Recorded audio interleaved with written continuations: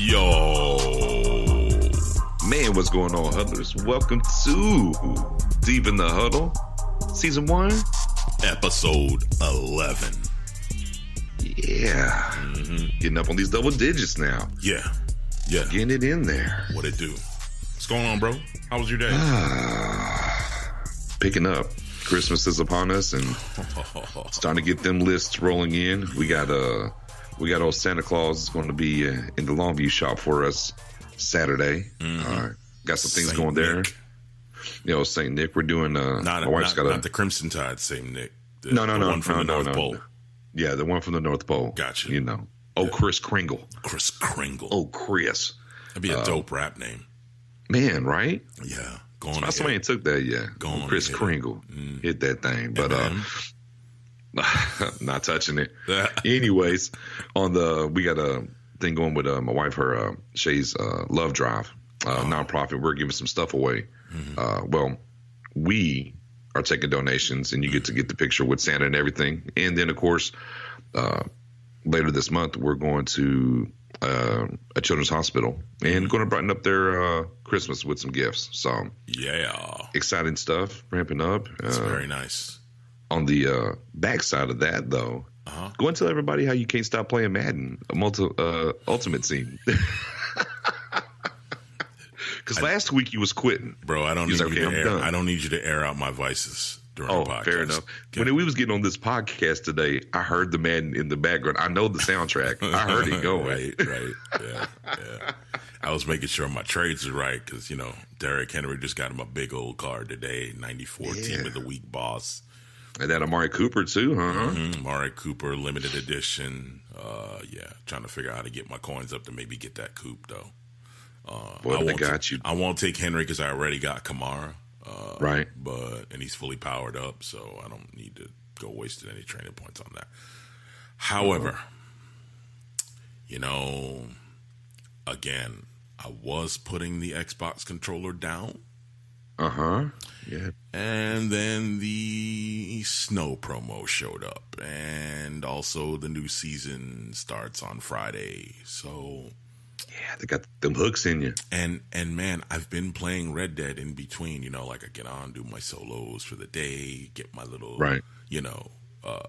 disappointment in my pack opening for completing my solos or my objectives. And, you know, I'm never going to get one of those 450,000 ones. If I do, I might mini stroke. But anyhow, I just do that and then, you know, maybe jump on and play Red Dead, you know, whenever it's time to play games. But, man, there's just so much involved with trying to make coins and that farming, the grind, and you know, playing certain games to get. You know, just go ahead and open up the wallet and just start paying for it. It's fine. Nope. Let's get on with it, bro. We got stuff. Fair enough. Let's get into these weekend these results from the weekend. Yeah. Panthers, Browns. Panthers sliding. Let me let you talk about the Browns. I got some stuff to say about the Panthers. Fair enough. I will say this. And hold on. Let me run this down on the Browns real quick. Sure. Baker feeling dangerous again after that trip to Houston, obviously. 18-22 for 238 and a touchdown. Chubb, 13 carries, 66 yards and a touchdown. I mean, just very efficient on offense, getting the job done, able to move it up and down. Panthers and Cam, 26-42, 265 INT. McCaffrey, 16 carries for 63 yards and 2 touchdowns. On the receiving side, 6 catches for 38, but no touchdowns. Yeah, we got to go ahead and send Professor Rivera back that paper marked with a 0 because that's not the formula for McCaffrey. But no, it's not. DJ Moore did get hurt there towards the end of the game, although he had 5 catches for 67 yards. Something's just aloof. You know, we had our conversation. I was like, man, you know, ever since they got, you know, housed in Pittsburgh, they haven't quite been the same. But maybe it's that shoulder, man. Maybe Cam's shoulder, you know, he had the surgery. Something's not right. There's some I'll get to it, but go on and talk about how the Browns progressed on Sunday. I mean, hey, Browns 5-7-1. Mm-hmm. More wins in a month than they've had over the past 2 years. Now, albeit we know it was one, but still, I mean, just think about early in the season with them and just imagine, those first 3 games. I mean, this team could very easily be 8-4-1 right now. Very easily be 8-4-1. This team is arguably the second best team in the league, in the conference right now. They're bubbling. Yeah. They're bubbling for sure. Yeah. Damaris Randall, I mean, maybe Green Bay wishes they had him back. Oh, yeah. This is like white chicks. You said it. Well, I was thinking it. Yeah. 8 tackles with an assist, an interception, back to back. I think not back to back. 2 interceptions over the past 3 games, excuse me. I mean, again, Myles Garrett, previous show, I thought he had a chance to have a pretty big game. Mm-hmm. He was causing havoc in the backfield. Ended up with 1 sack, 5 tackles as well. Just a solid performance by those guys, man. Interjection for Madden Mutt. Myles Garrett does not have a power-up card. Probably, that's got to be coming. Probably Friday we'll have that. Mm-hmm. Yeah, back to the game now.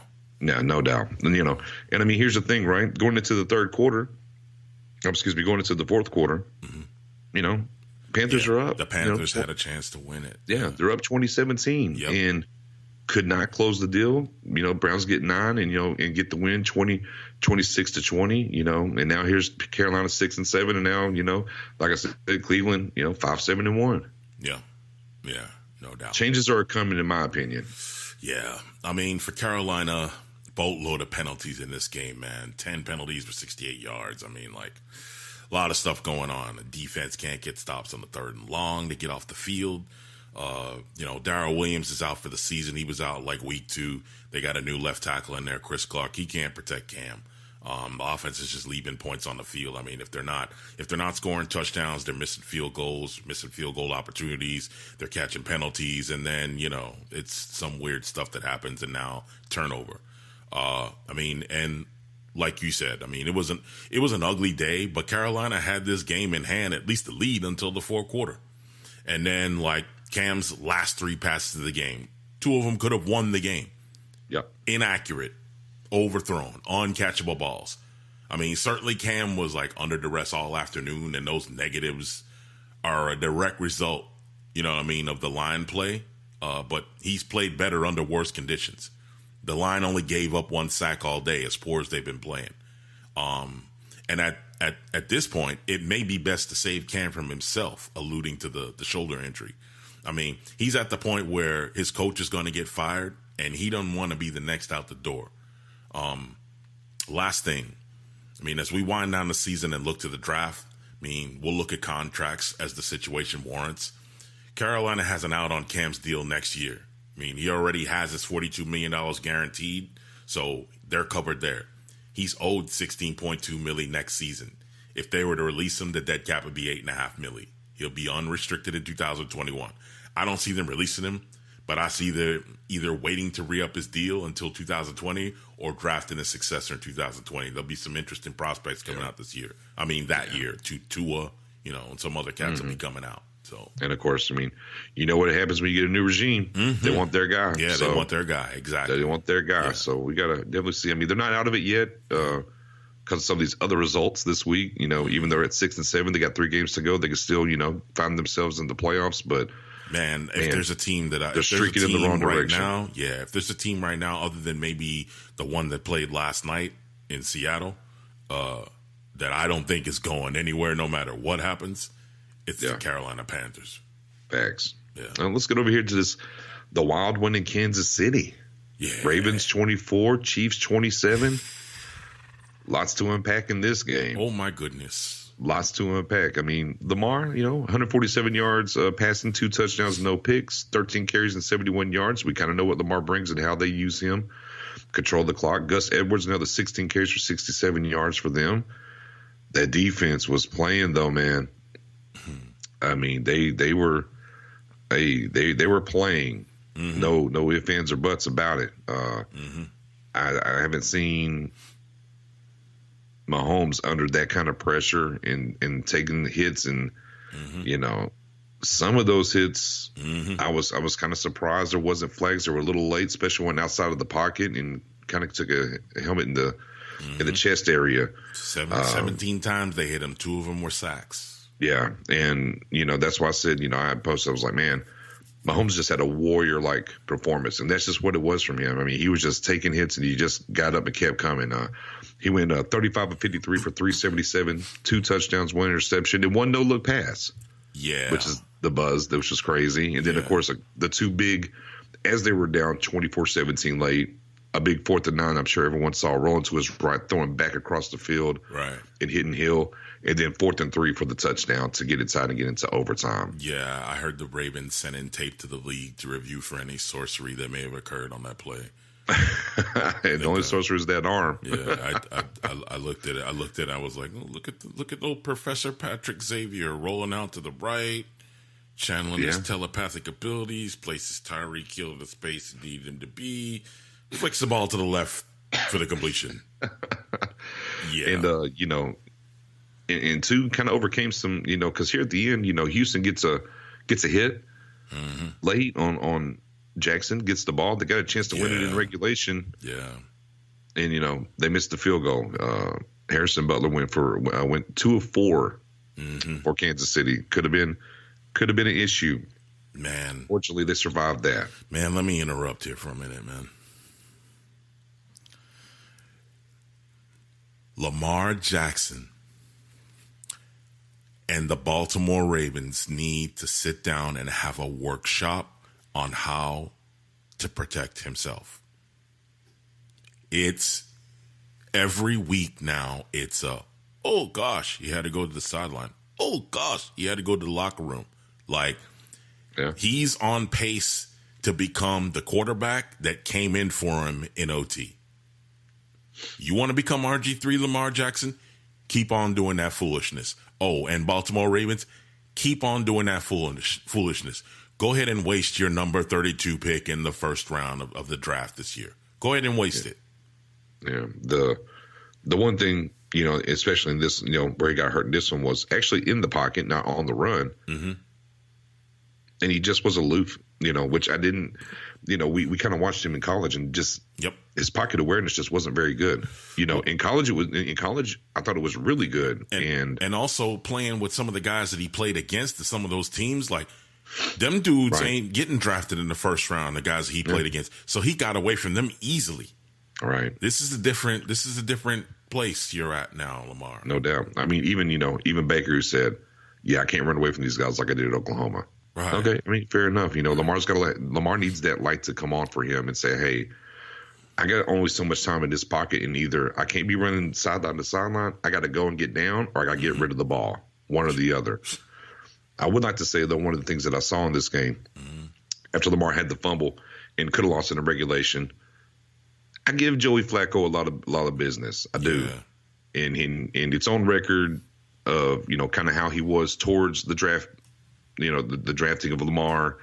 And we've seen him on the sidelines moping and looking like somebody stole his dog. But I'll tell you what I saw, and I was like, let me give him this. After that fumble, obviously a tough spot for the rookie. Flacco was right there next to him and talking to him, and you could see the motions in his body language, what he was doing, and was really trying to help the young guy find his way, who just turned the ball over in a big moment for this team after winning 3 straight. So, I love that about the game. Resigned himself to his fate, probably, too. Maybe so, but I definitely love that about the game and these players that pick each other up. But, Flacco and everything he's kind of went through and the way he's kind of been, to see that from him, kudos to him, man. I really like seeing that from Flacco. Right. Some things to know for this game. Travis Kelce, 7 catches for 70 yards and a TD. First tight end in league history with at least 80 catches and 1,000 yards receiving in 3 consecutive seasons. Best tight end in the league. Damn right. Mahomes joined Pro Football Hall of Famers Dan Marino and Kurt Warner as the only first or second year quarterbacks in league history with at least 4,000 yard passing and 40 touchdown passes in a single season. One thing to note, well, 2 things to note. Keep an eye on the Tyreek Hill injury. Yeah, he's hurt on the heel, bad. No pun intended, but on his heel. On his heel. Baltimore put up just shy of 200 yards rushing on Sunday, and they kept the Chiefs offense off the field. They definitely did some ball control offense on them. I'm pretty sure that that's the blueprint now for every team as you start game planning for the playoffs, possible matchups.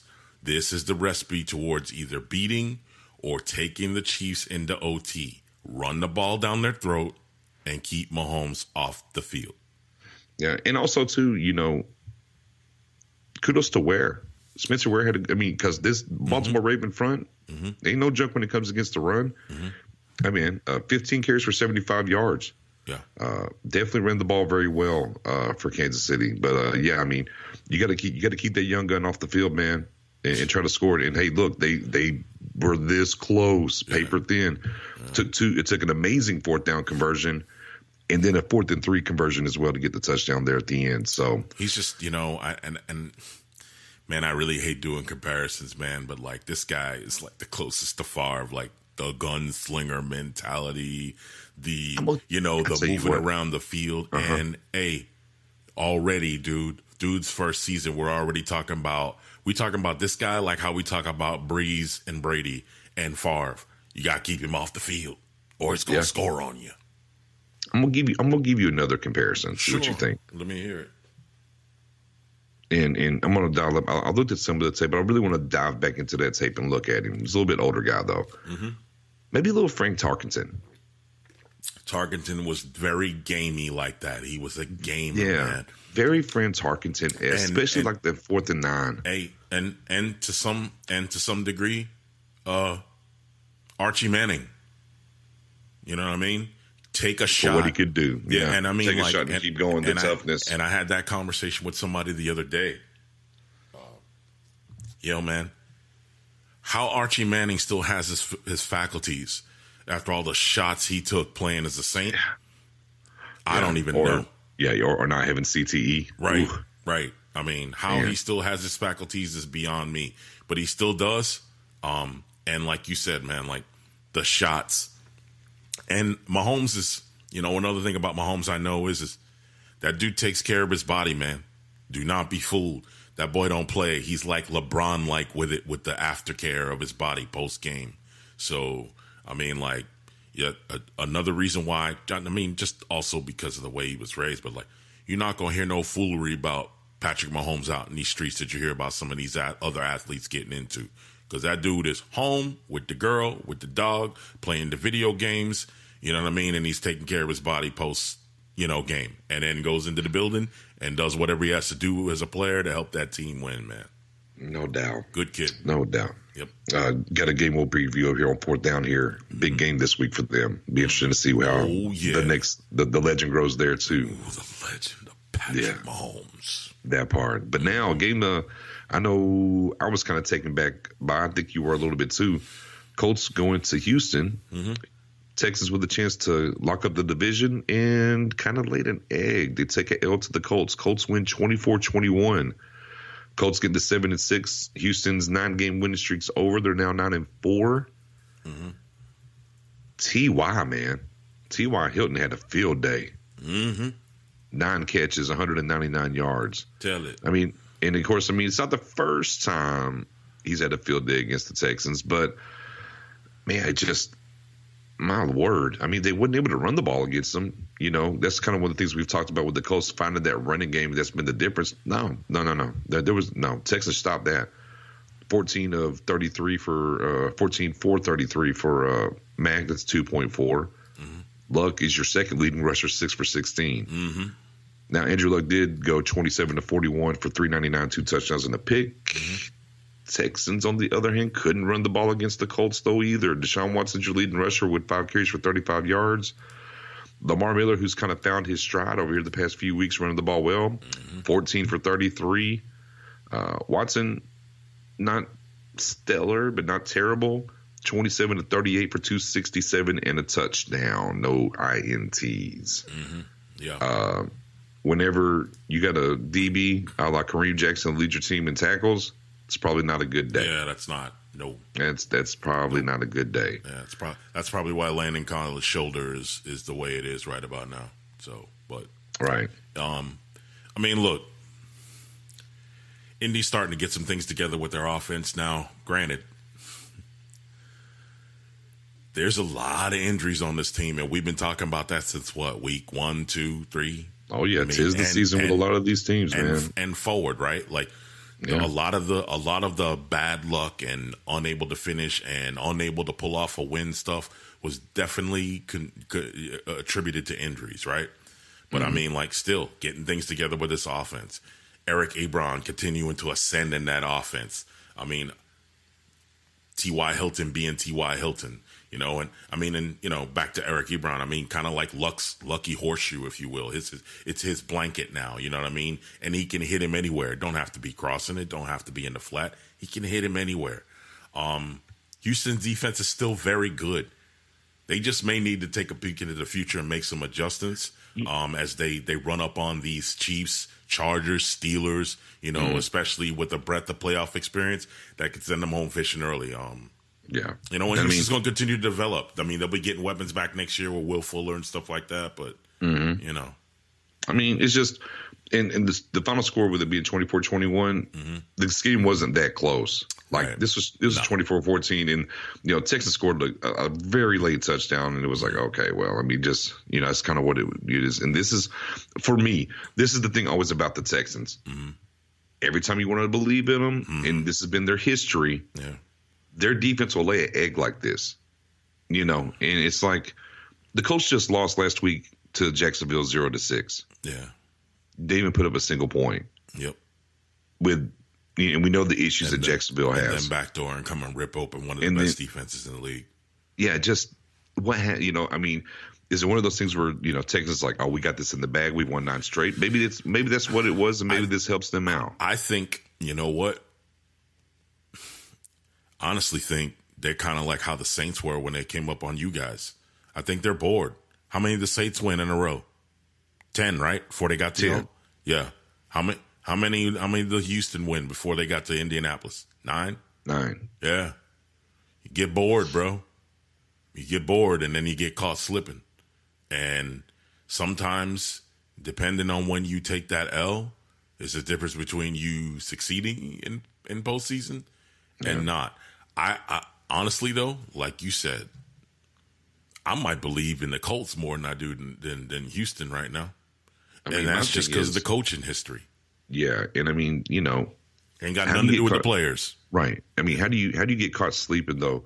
Divisional rival, chance to lock up your division, I know, punch your man. ticket. I know. I just, I know. So, Texans next week got a chance to lock it up again. We'll see what happens with them. Now onto the Miami Miracle, the hook lateral, the Drake escape in the Madden. The Drake escape. Patriots at Dolphins. And Dolphins win 34-33. You gonna tell them how they won it, or you want me to do that? Go ahead. No, man, you do it. Go ahead. It's all about you, brother.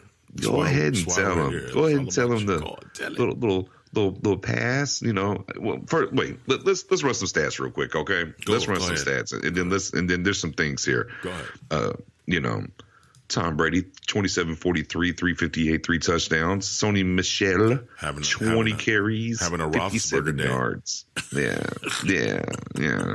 Rob Gronkowski, Gronk. 8 catches for 107 yards. The boy Flash Gordon, 5 catches, 96. I mean, yardage everywhere. But now let's flip over to the Dolphins.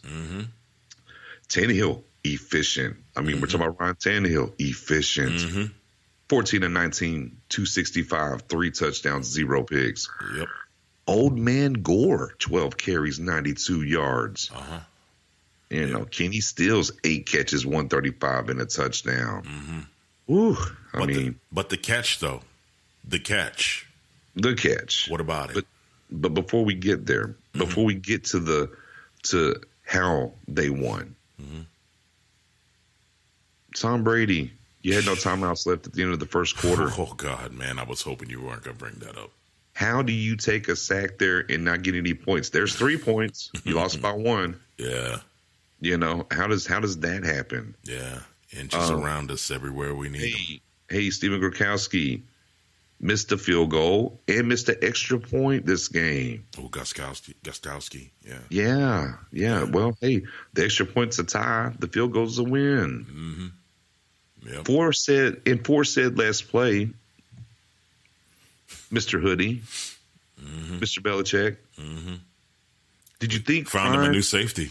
Did you think Ryan Tannehill was going to throw the ball 75 yards in the air to the end zone? Yeah. Why you take off one of your best tacklers on your team in Devin McCourty and put in Rob Gronkowski is completely asinine to me. Like, the entire Patriots had, like, collectively a brain fart. But here's the thing. If there's one spot that Tom Brady has had an issue in his career divisionally is against Miami in Miami. He's now 7-10 there. Man, I'm wondering what happens when he goes there. Maybe a little late night at the Live. I don't know. Maybe him and Giselle. Maybe Giselle makes sure she shows up for that visit to go shopping. Yeah, maybe so. Oh, I don't know. Oh, I mean, definitely something. But I mean, doesn't excuse some of the other stuff.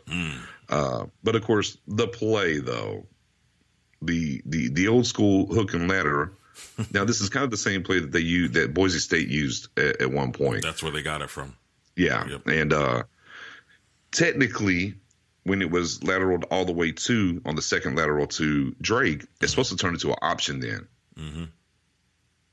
Drake breaks a tackle, and then in his own words says, it's Rob Gronkowski. Never mind. And he's gone. Gronkowski probably hurt himself, and he may have hurt one of his own teammates trying to tackle Drake. Oh, peg leg. Like, I don't even know. Yeah. Like, Drake didn't even try to put the move on him, and his leg just locked up. Dude looks like Frankenstein out there now, man. It's like ridiculous. He's not going to make it much longer. Nah, he's not. If he does, longer. If he retires in this offseason, I would not be in shock. Would not be. Yeah. I mean, Dolphins keep their playoff hopes alive at 7-6 now, and Patriots can pretty much shut the door on having home field advantage at this point. Yeah. They fought a 9-4. Yeah. Just, two things. One, not sure how long Xavier Howard's going to be out. He's got a meniscus injury, had surgery, and says he should be available next week to play. But that's going to lie. I don't think that he will. But just of note, he currently leads the NFL with 7 INTs this season. He's like a shutdown corner now for the Dolphins. With Minka on the other side. Don't leave out the fact Minka on the other side. Minka's the man. Don't worry about it. They got him a couple of corners over there in Miami now. Minka should have went to New York, but whatever. Anyhow, a quote from Tom Brady after the game. Football is a crazy game. Indeed, Tom. Indeed. Matchups very important for these teams coming up. New England versus Pittsburgh and Miami versus Minnesota. Somebody's feelings are going to get hurt after next week, bro. Just going to tell you that. Down. Yeah. And I'll tell you the quote for me out of this game that I walked away just kind of like, Rob Gronkowski after the game. This will test our character. Yeah. Okay. Yeah, all right. I saw that. I'll be very interested to see what happens next week. But with that being said, on to Washington, where the Skins are trying to keep their playoff hopes alive, and the Giants said, walked in there and mollywopped them. They all mollywopped them Skins. Yeah. 40-16. Ugly. Saquon said, 14 carries, 170 yards, and a touchdown. Set that record, bro, for the Giants there. Yes, sir, he did. I'll tell you another thing too. Off the mic'd up series, and I was watching, and right before he busts the long one, him talking to the O line. He's on the O line coaching him and saying, "Hey man, if you seal right here and right here, then I got the safety, I can go." But he backdoored. He said, "Hey man, I mean, we'll eat 5 all day. 5 all day is fine. I'm just telling you, hey, if you go here and coach, I mean, this is a rookie now, ladies and gentlemen. Exactly. This is a rookie with this kind of vision, telling his offensive lineman, and then literally the next drive, boom, bam, and he's gone. That's special. And did you see the clip? Very special. Did you see the clip with him running same blocking scheme, same zone blocking scheme from the O-line at Penn State, right? And same run, same way, jettison down the left side of the sideline, gone. Same celebration, too, just before he gets to the end zone. Touchdown. Keeping it consistent. Yeah, but, you know, it and we'll talk about this a little bit later, you know, about, you know, draft. Some of these rookies. Yeah, draft regrets or, you know, draft success. You know, congrats to the kid. I wasn't unhappy with the pick. I just felt like the New York Giants could have done themselves a lot of favors by moving out of that pick and gathering more assets. Not sure where we land with the way we're playing. I mean, yeah, you're outside the top 10 now, 5-8, and honestly, you know, we had this talk a couple weeks ago, maybe 2-3 weeks ago, like it could be that kind of stupidity where it comes down to the last game of the season between the Cowboys and the Giants. I'm not necessarily worried about that at this point.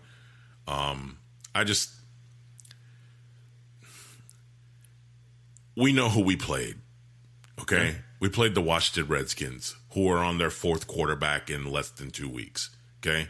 Like, the offensive line is mashed up. The defense is kind of nicked up. You know, I mean, I saw a quote from Clinton Portis saying, you know, the loss to the Giants shows some Redskins are already on vacation. You know, like, you know, to me, and this is kind of, I talked to you a little bit, maybe a few days ago, maybe after Sunday's games or maybe yesterday, about the Giants. Like, I didn't have much to say about this game, you know, and I had written my thoughts out, and that was all I had to say. I couldn't go without mentioning Saquon's accomplishment, you know what I mean? But right. Here's what I wrote. 2019 equals the same 2013, 14, 15, 17, and 18 start. Out of the playoffs by October, talking about draft by October, new coach in 2020. It's not Eli's fault. That's pretty much where we've been. Yeah. So, I mean, Eli, you know, obviously Odell didn't play. 14-22 for 197, three touchdowns, 0 picks. Very true. Maybe didn't need it. Maybe the Uwe moment.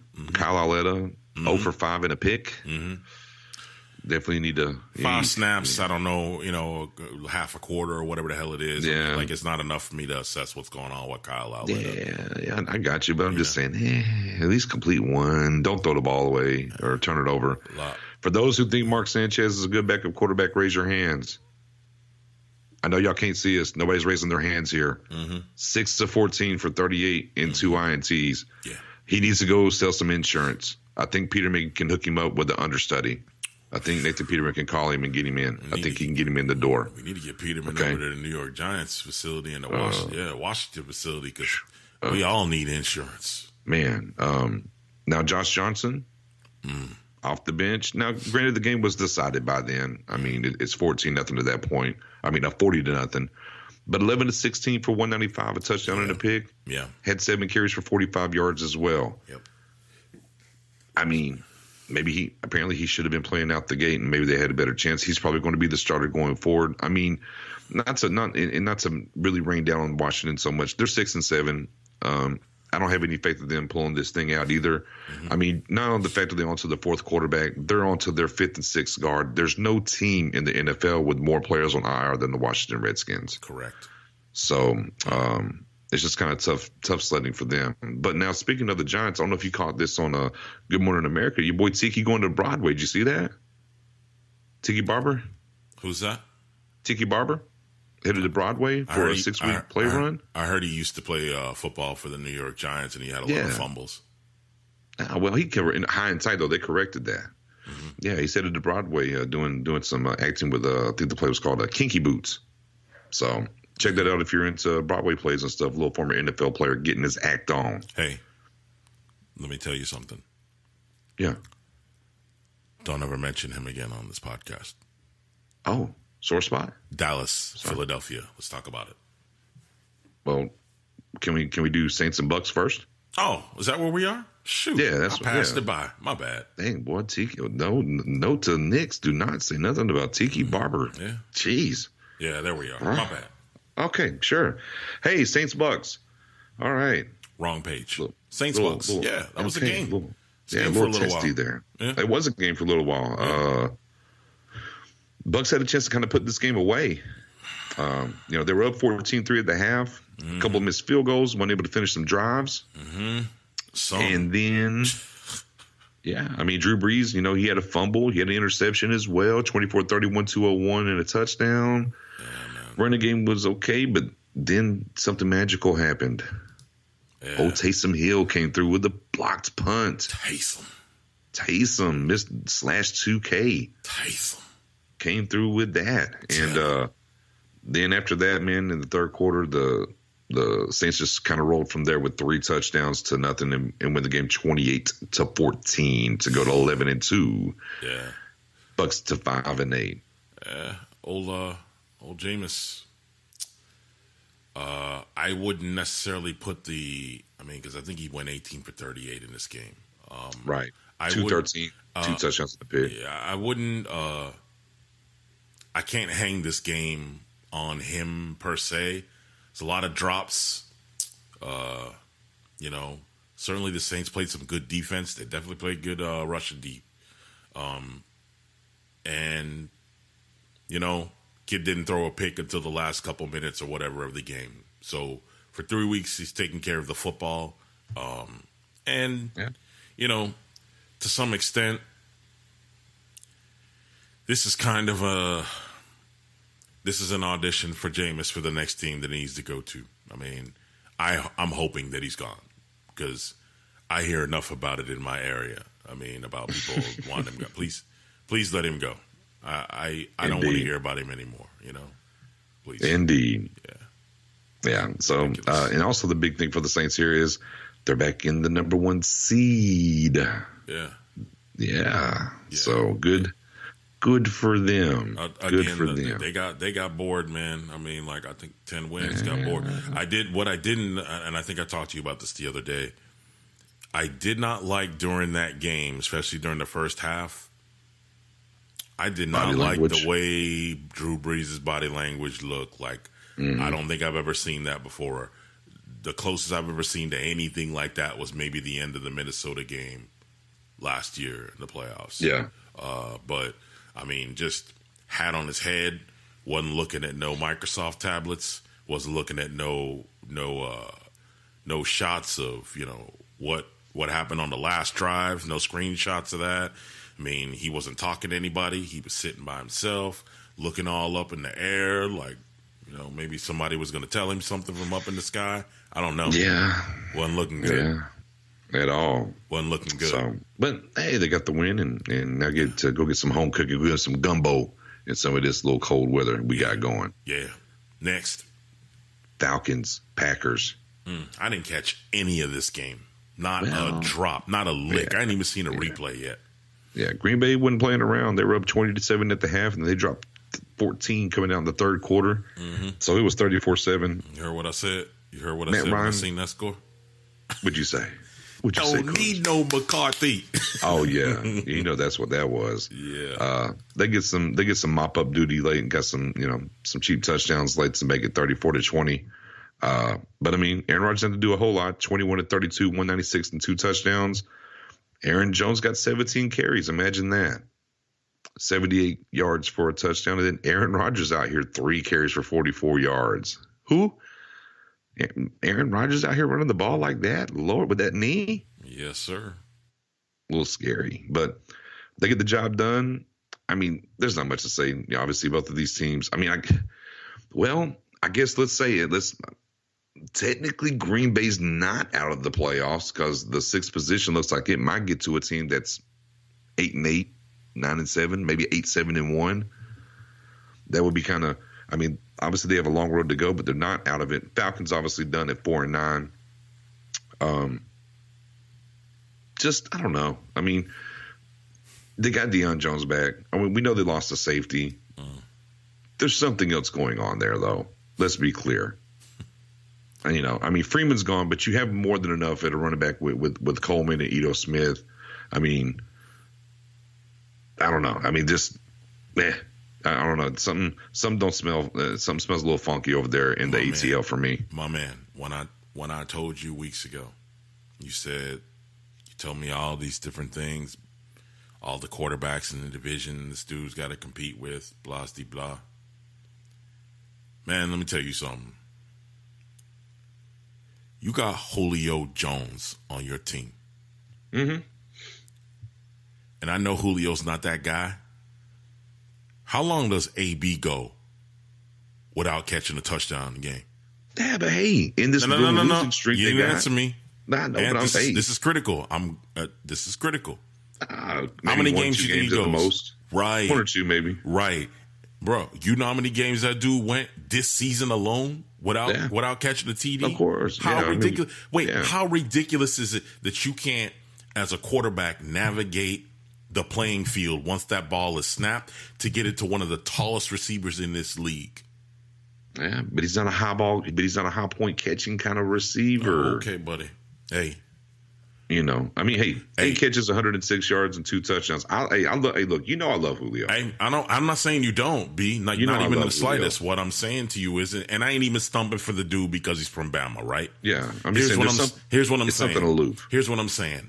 That dude, the magic of Julio Jones, all of us, whether it's me and you or our friends or people that we don't even know in bars going, Julio Jones. No doubt. I mean, yeah, for sure. I mean, wait, why are we not doing that?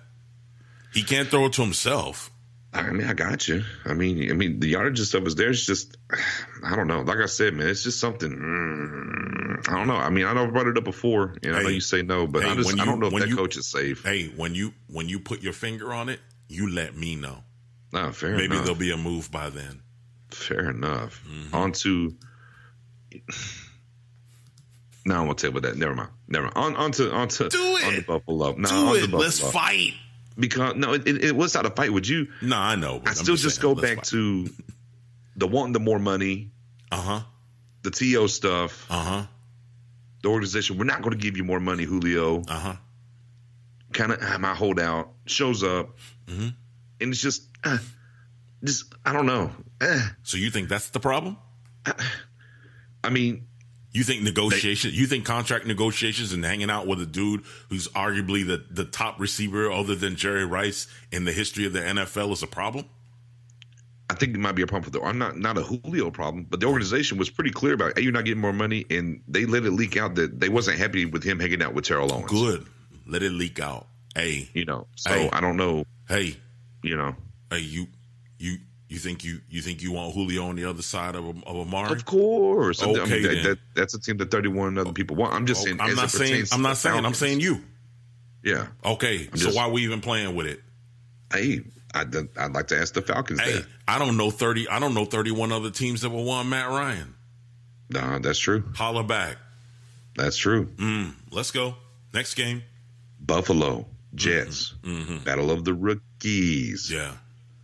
Good game. Yeah. Jets, better game, for 2 teams that are 4-9 now. Yeah. Jets getting the win 27-23. Yeah. Score 14 late. It's funny, right? Like first quarter, Bills 14-3. Fourth quarter, Jets 14-3. Don't worry about the middle. Right. But Sam Darnold, 16-24 for 170, a touchdown and a pick. McGuire runs 17 carries for 60 yards. The other rook, Mr. Allen, 18 of 36 for 206, but 2 crucial interceptions.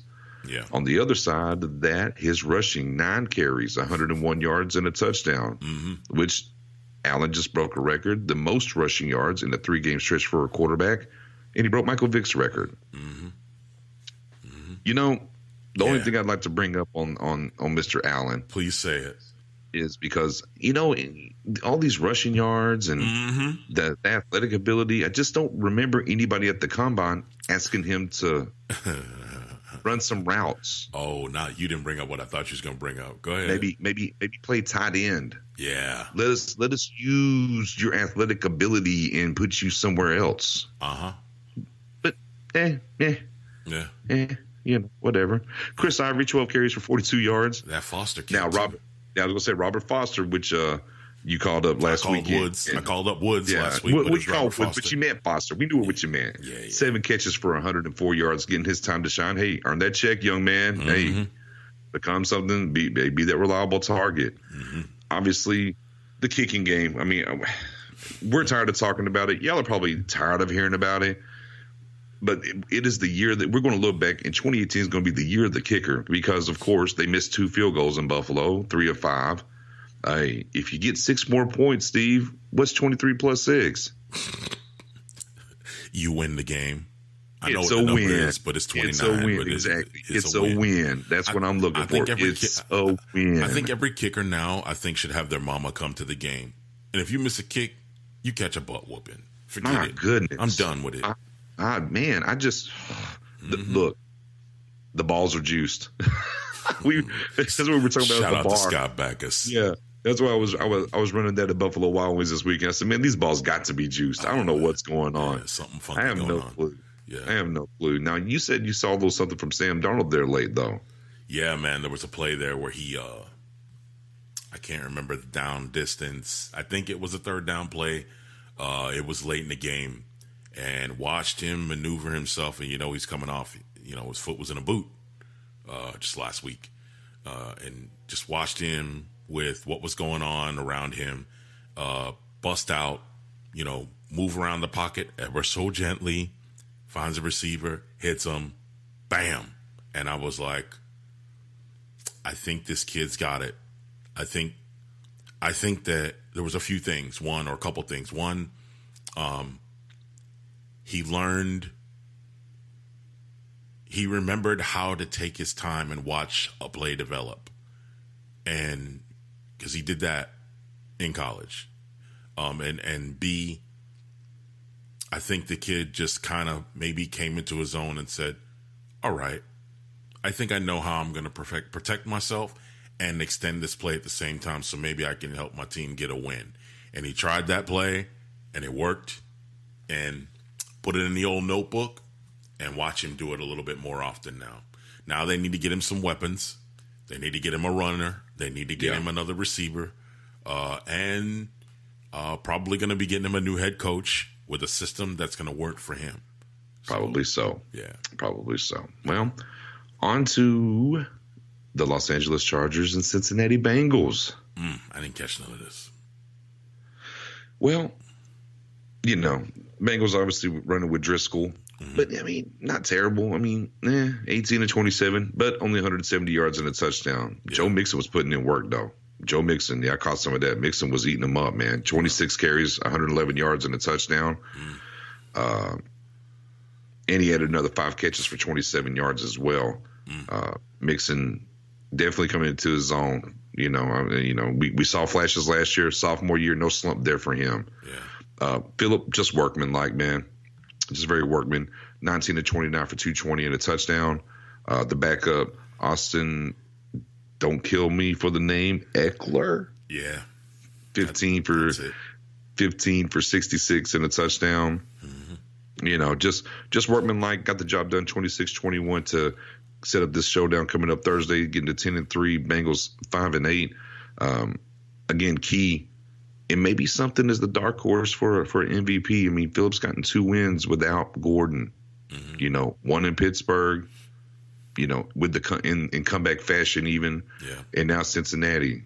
If he does, we'll talk about this game come Thursday here in a little bit, but could vault him into some of that status.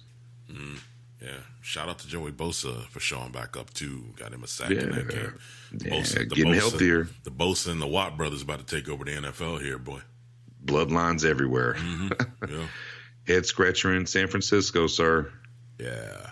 Head scratcher in San Francisco. Broncos with everything to play for. San Francisco on vacation. Lays an egg.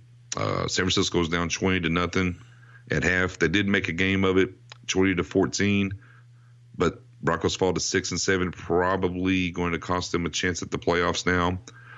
Niners improved to 3-10. I don't know, man. Like the Broncos just came out kind of flat. They just looked flat. I don't know, man. Man, I don't have much to say about this game. I mean, other than this, man, hope we get it sorted out in Denver quickly. The last time y'all was smiling, Peyton Manning was about to walk off the field. Like, let's get it together over there. But let me hit you with this. And now we know they lost Cliff Harris, right? Mm-hmm. We know that. I'm just saying that's all I have to say about it. Yeah, I know. After I know. that, you can have it. No. But Nick Mullins, 20 of 33 for 332 yards. Jeffrey Wilson. Do you know who Jeffrey Wilson is? Nah, bro. Yeah, me either. They got him from the concession stand. 23 carries for 90 yards. Mm-hmm. Jeff over there by the concession stand selling the popcorn. Come over here. Run the ball. Mm-hmm. Now we know George Kittle.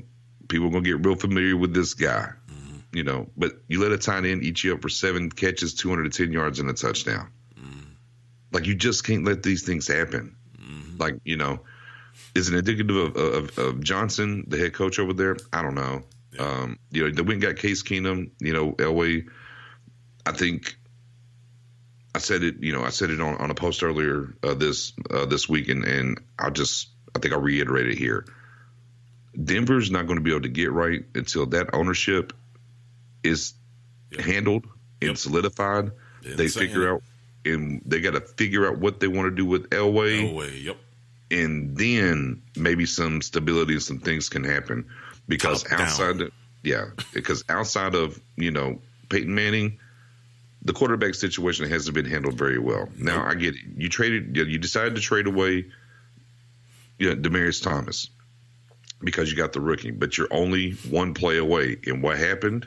Yep. You lose Emmanuel Sanders for the year. Yep. Now you're asking Cortland Sutton, the rookie, to step up and be the number one on his shoulders. Yep. And not that I don't think he can't get to that point. Oh yeah. There's a lot to like about him. Yeah. But they have a better than decent running game.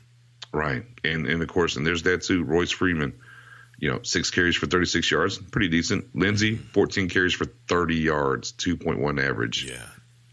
And of course, Case throwing the ball 40 times, probably not going to win the game. Case was 24 of 42 for 186 and a touchdown. So chances are probably slim, but yeah, that's 6 and 7. Oh, now we can get over to Philly at Dallas. Sure. I'll let you talk about it. I'm sorry I jumped the gun. It's okay. You can talk about it. You let me talk about what? You can go ahead. Oh no, I don't talk about go ahead. Dallas. Oh, you're fine. I don't talk about Dallas. I didn't see this game. I didn't have any notes. Yeah, I don't talk about Dallas Cowboys stuff, brother. That's lying. That's not my area. Oh, okay. We'll talk about Philly.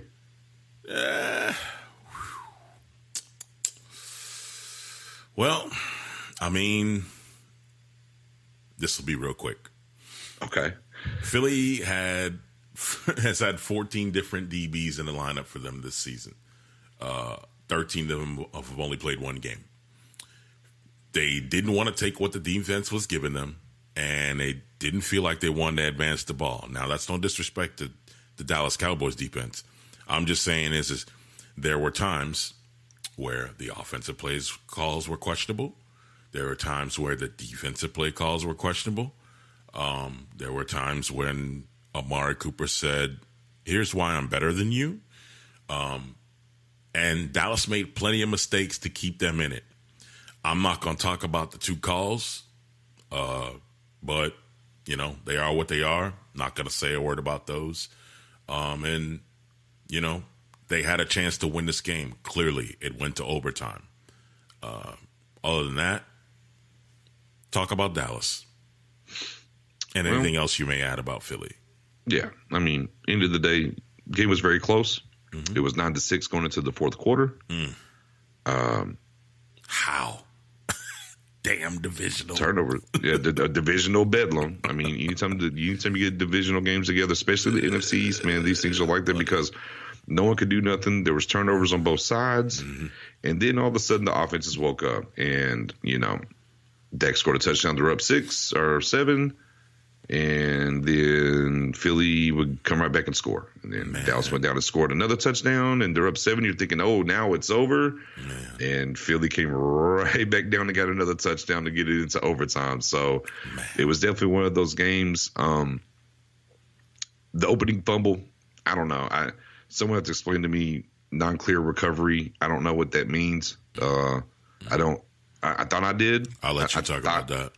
I thought I did. Yeah. I thought I knew what that was, but apparently I don't. I wish everyone could see your face right now when you said, I thought I did. Yeah, because I even, in different game threads I was in, I was like, well, that's a bad start. Philly ball. Mm-hmm. Momentum and changer. Then they came in and said it was a fumble. Mm-hmm. However, there was not a clear recovery. I was like, oops. Oh. You said, oh, thank you. I said, it smells like home cooking. Yep. Smells like home cooking. But, fair enough. Now, the Dallas Goedert play, I mean, they were jostling. Hand was extended. I mean, how many different times do we see bad calls in a passing play or whatnot? How many times do we see jostling between receivers and DBs 15, 20, 30, 40 yards down the field? And it don't get called. The only thing for me on that is they got the touchdown anyways. So I'm like, yeah, it was to me, no. Was it offensive pass interference? No, I don't think it was. They still got the touchdown anyways. To me, the opening kickoff is more of an issue with these refs. Now, with that being said, we've seen the very first penalty of the helmet rule be called on an offensive player against Zeke off of a huge run. I'm like, oh, okay. And hey, then, I will say this. I will say this because I like Zeke. Yeah. Love the kid. Zeke's going to need to adjust what he does when he's making the decision to either advance forward as a runner or get down. I don't like the trajectory Zeke's head is at when he decides, oh, all right, they got me wrapped up. I'm going to go down now. And he's trying to go for that extra yard, or 2 or 3. I don't like seeing his head in a trajectory where here comes a defender and there's probably going to be helmet-to-helmet contact. And sure, certainly your team may get the benefit of the call, but what's happening to you, Zeke? Yeah, I mean, no doubt. I mean, and plus he had 40 touches. I mean, speaking of that, Prescott was 42 of 54 for 455, 3 touchdowns, 2 picks, and a fumble. Zeke, 28 carries for 113. Of course, Amari was the big pop, right? The 10 catches, 217 yards, 3 touchdowns with the game winner. Zeke had 12 catches for 79 yards back as it well. Back it up. Yeah. Run the Amari stats again. 10 catches, 217 yards, 3 touchdowns. What you supposed to say after that? Have a Roll Merry Tide. Christmas. Oh, I didn't know. I thought you stopped saying that. Look at that. Roll Tide. Yeah, that's right, buddy. Remember that. Carson Wentz, 22 of 32 for 228, 3 touchdowns, 0 picks. Now, the one thing I will say, especially in the first half, he had some guys open and missed them down the field. He had a couple of guys open and missed them. Again, wouldn't take what the defense was giving you. Wait, here's the thing. When just a little bit of staring down old Zach Ertz a little too much. But you know what, though? And I knew that coming into this game. Y'all wasn't going to do nothing about Zach Ertz, bro. Not that cat. That dude's a beast, man. Yeah, man. I mean, he ain't Travis Kelce, but I mean, no. He y'all wouldn't. I knew that going there because sometimes I look at some of these games and I go, well, I mean, the first time we played him, I mean, he got off on us. Right. But I mean, sometimes even you, right? And once in a while we'll call each other and be like, just off rip. And you'd be like, hey, man, we're just using imaginary, names here. Hey, man, I think I know how Miami's going to get off on Minnesota this week. And then I go, what? Or you go, tell me. And then we talk about it. That was one of those things when I looked at it in my head and I was like, bro, I don't know what they're doing about anybody else, but I know Zach Ertz. I don't care who. Jalen, Wolfman, Byron Jones. Yeah. Anybody. Y'all ain't touching Zach Ertz. And, bro, had a lot of mouth, too, after a couple plays he got up. He had a lot of mouth to go with it. Yeah. So, I mean, not that deep. He definitely moved the chains, man. I mean, he had 5 catches for 38 yards. Yardage-wise, he ate us up a little bit more round 1, but this game, just important catches. Kind of reminded me of the Kelce game, though, and against the Rams, man. He just moved the ball. But on the same token, that kind of cost Carson a little bit, too, on some of them sacks, just staring him down a little bit. Man, go ahead. Golden Tate, I would say Golden Tate, 1 for 7. That's... Yeah.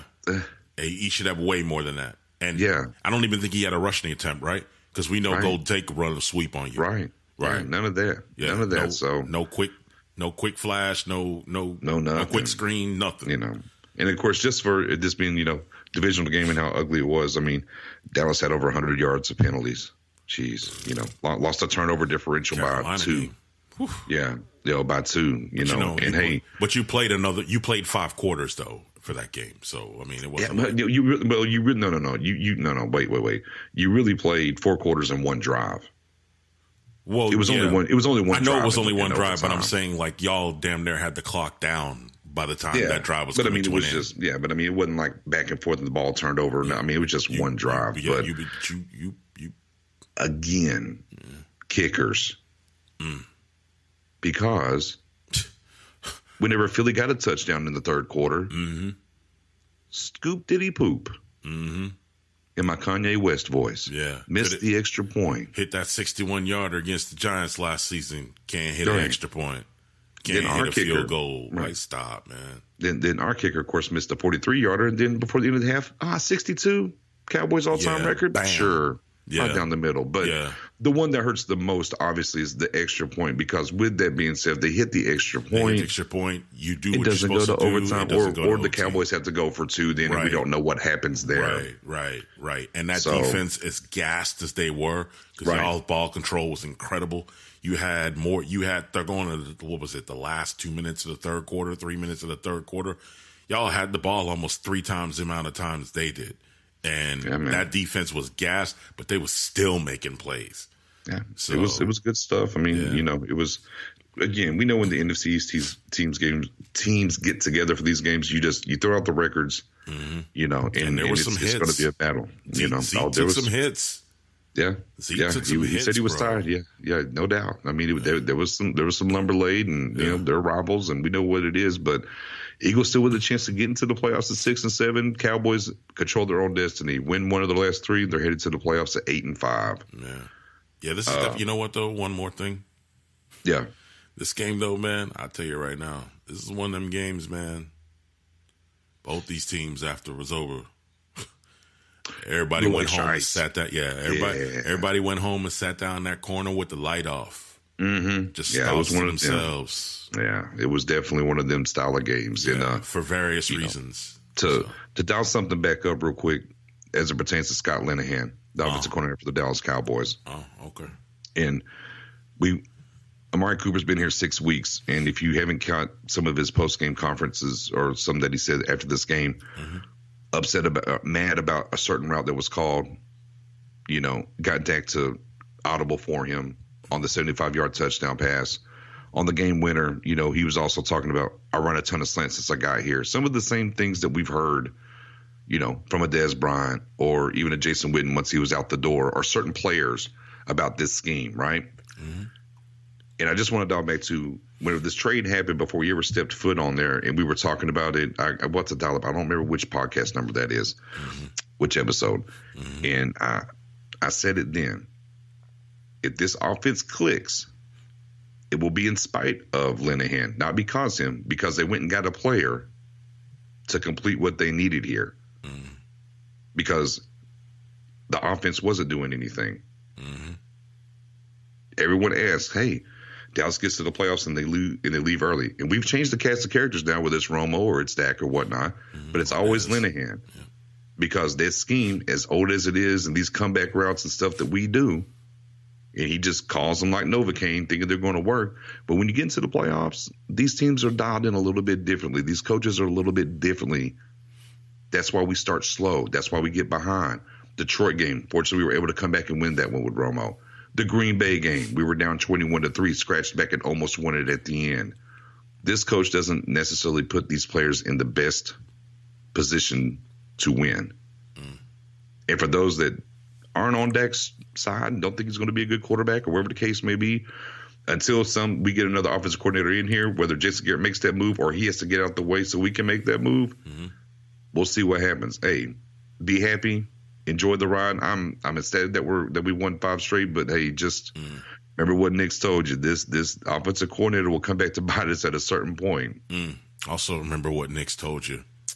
I don't know about it, First round pick for Amari. I don't think he was worth that. Oh, no. I said that was the first 15 to 30 minutes in history. Sure. Actually, it was the next day you called me and you told me about that. I went and watched tape. We don't talk all the time. I bet you did. We don't talk all the time. I bet you did. I bet you went back and watched that tape, didn't you? Oh, you damn right I did. Mm-hmm. Like I said, 15, 30 minutes, dotted up, look at the age. Bro, I'm like, I'm not giving you all the business. There was a lot of you out there. There was a lot of you out there talking about he might have been worth a third. Yeah. Well, of course, what you hear is, teams are offering thirds and seconds.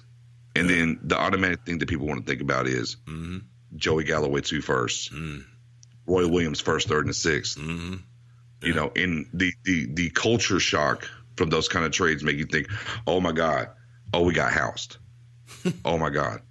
You know, and then you have to let that wash over you, let the fan side wash over you for a second and say, well, let me really look at it. You know, I got my 15, 30 minutes of this. Now let me really look at it. Yeah. You know, what a difference 6 weeks makes. Now everybody hollering about he was easily worth the first round pick. I believe I saw a host I saw a television show host that we may be aware of say he was worth 2 first round picks. I've seen some of those. I've seen some of those that was killing Jerry and them in the media world, kind of backtrack and alter that. But I've seen a lot of fans, a lot of Cowboys fans talk about they're eating crow.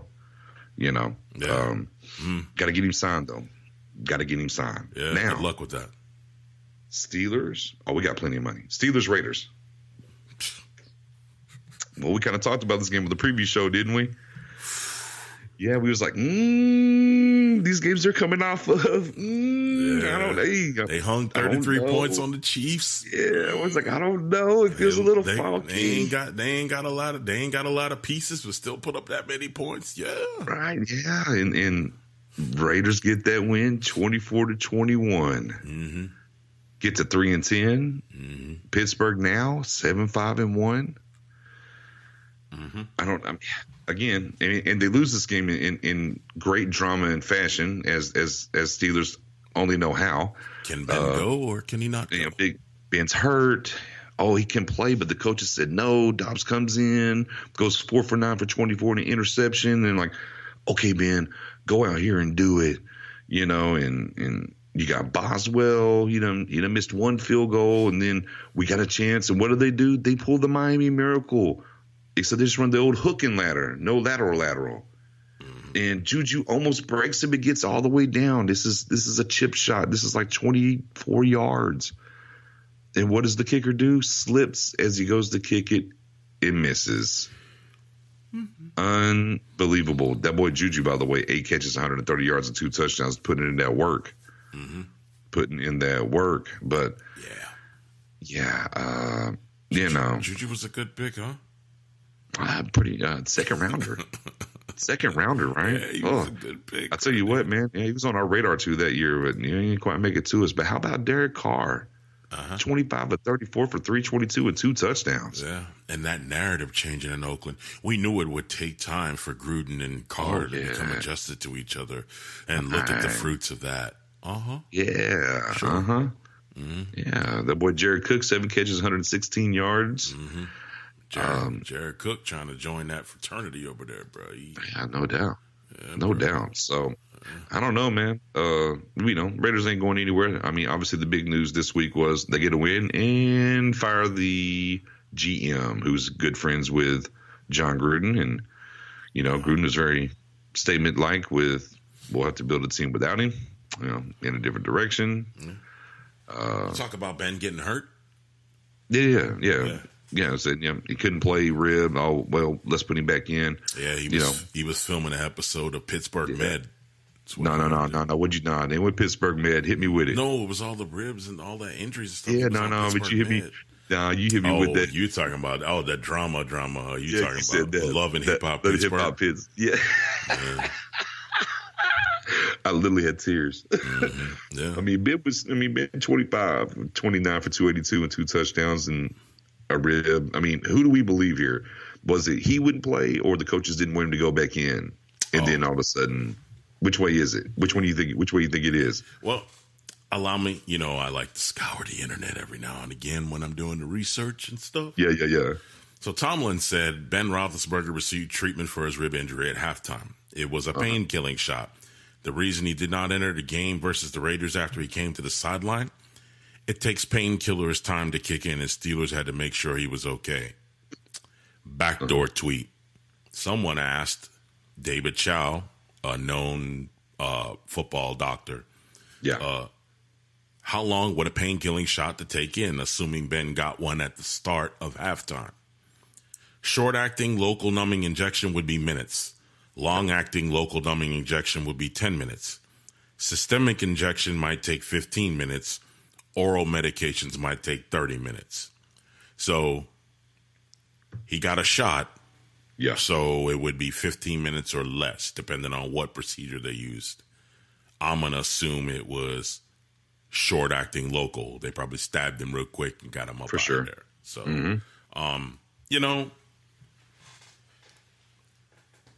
as we move to the postseason, season's closing in. There are, the teams have to do housekeeping and, in the offseason coming up. There are things that they know they'll have to address. The Pittsburgh Steelers got a lot of closet cleaning to do. You hear me? They got a lot of closet cleaning to do. And I'm going to go ahead and say it. I don't care about all the other accusations that you heard about Big Ben in his past.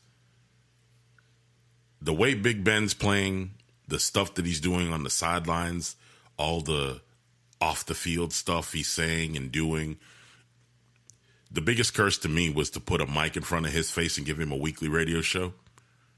But I think the Steelers need to address Ben, whether it's cutting him loose, telling him to shut up, or something, because the things he's doing is to the detriment of the weapons that they have on this team, specifically Antonio Brown, Washington, Juju. Like, this is not conducive to winning games, as we could see. I mean, you got beat by the Raiders, bro. Yeah, you got beat by the Raiders. The Raiders. You know what I'm saying? You just got you got beat by a couple of practice squad dudes and 2 stars, one on offense and one on defense. Like, and obviously Cook. But I mean, like, tighten up. Yeah. The sad part about it is, right, though, B, honestly, the coach is probably the one that's going to get got. Yeah, I mean, there's just a lot of stuff there that definitely needs to be tightened up. Man. And, I don't know who's enabled Ben to do so much things, but, I mean, it's what it is. Backdoor to that is, don't look now, but now here comes New England. That's right, for Pittsburgh. Mm-hmm. Yeah. How about it? Now into a very non-exciting game. Detroit Lions, Arizona Cardinals. Lions get the win 17-3. Let me tell you exactly how uninspiring this game was. You ready for this stat? There was over 600 yards punting between these two teams. 600. Yeah, I said it. 600. Over 600 yards punting. Matthew Stafford's line, 15-23 for 101 yards. No touchdowns. That's like 3 football games, ain't it? Bro. That's like 3 football QB stats right there, ain't it? Bro. Zach Zenner, running back, 12 carries for 54 yards. LeGarrette Blount, 12 carries. Hey, let me save you. On to the Rams-Bears. Okay, one more stat. No. Just Josh Rosen. Just Josh Rosen. No. Josh Rosen, 26, 41, 240 in an interception. I'm done. Rams-Bears. Oh, yeah. Let's talk about it. And how defense wins championships. Let's get it. It was cold. It was cold there. It was very cold. Yeah. Now, there wasn't no wind. Now, the wind, it's the Windy City, but the wind really wasn't blowing. Yeah. But it definitely looked like some of those guys on Los Angeles was like, man, this cold, I'm good. Bro. But 15-6, Chicago gets this win. They get to 9-4. Rams fall to 11-2 and lose. As I said before, the Saints get the number 1 seed back in their grasp. Ready for this Jared Goff stat line? 20 of 44, 180 yards, 4 interceptions. Man, you ain't even got to read off the TDs and the INTs. When I see numbers like 20 or 44, I already know it went bad. And then Gurley, right? 11 carries for 28 yards. Right. Didn't run the ball. 3 catches for 30. And I'll tell you what, and the turning point for me was when this game was kind of up in the air. Whenever the Rams got the interception and returned it deep in the Chicago side. Yep. I'm like, okay. In my head, I'm like, okay, right here. This is where we established the run right now. It hasn't been working too well. We haven't ran it a ton. Yep. Right here, let's establish it and get this score. And no, we throw another interception. We don't even really try to run the ball. Man, like Nagy outcoached for everything and all the love in that we give McVay. Nagy outcoached him, and let me tell you something, because I'm beginning to wonder if some of these coaches are tired of hearing about how Sean McVay is this offensive guru and all this other stuff. Because let me tell you what, that 2-point conversion, little joint, the little down there on the not 2-point conversion, the little touchdown thrown to the tackle. Yeah. Like a fridge play, almost. Yeah, the little fridge. Like, we got, look, now you see who they had on the field, right? You had Hicks, you got all these different moving parts, and we throw it to him. And that, to me, that was on Nagy saying, yeah, you're not the only offensive guru around here, McVay. Hey. Like, that's something he had drawn up specifically for them. And what did I tell you about that guy?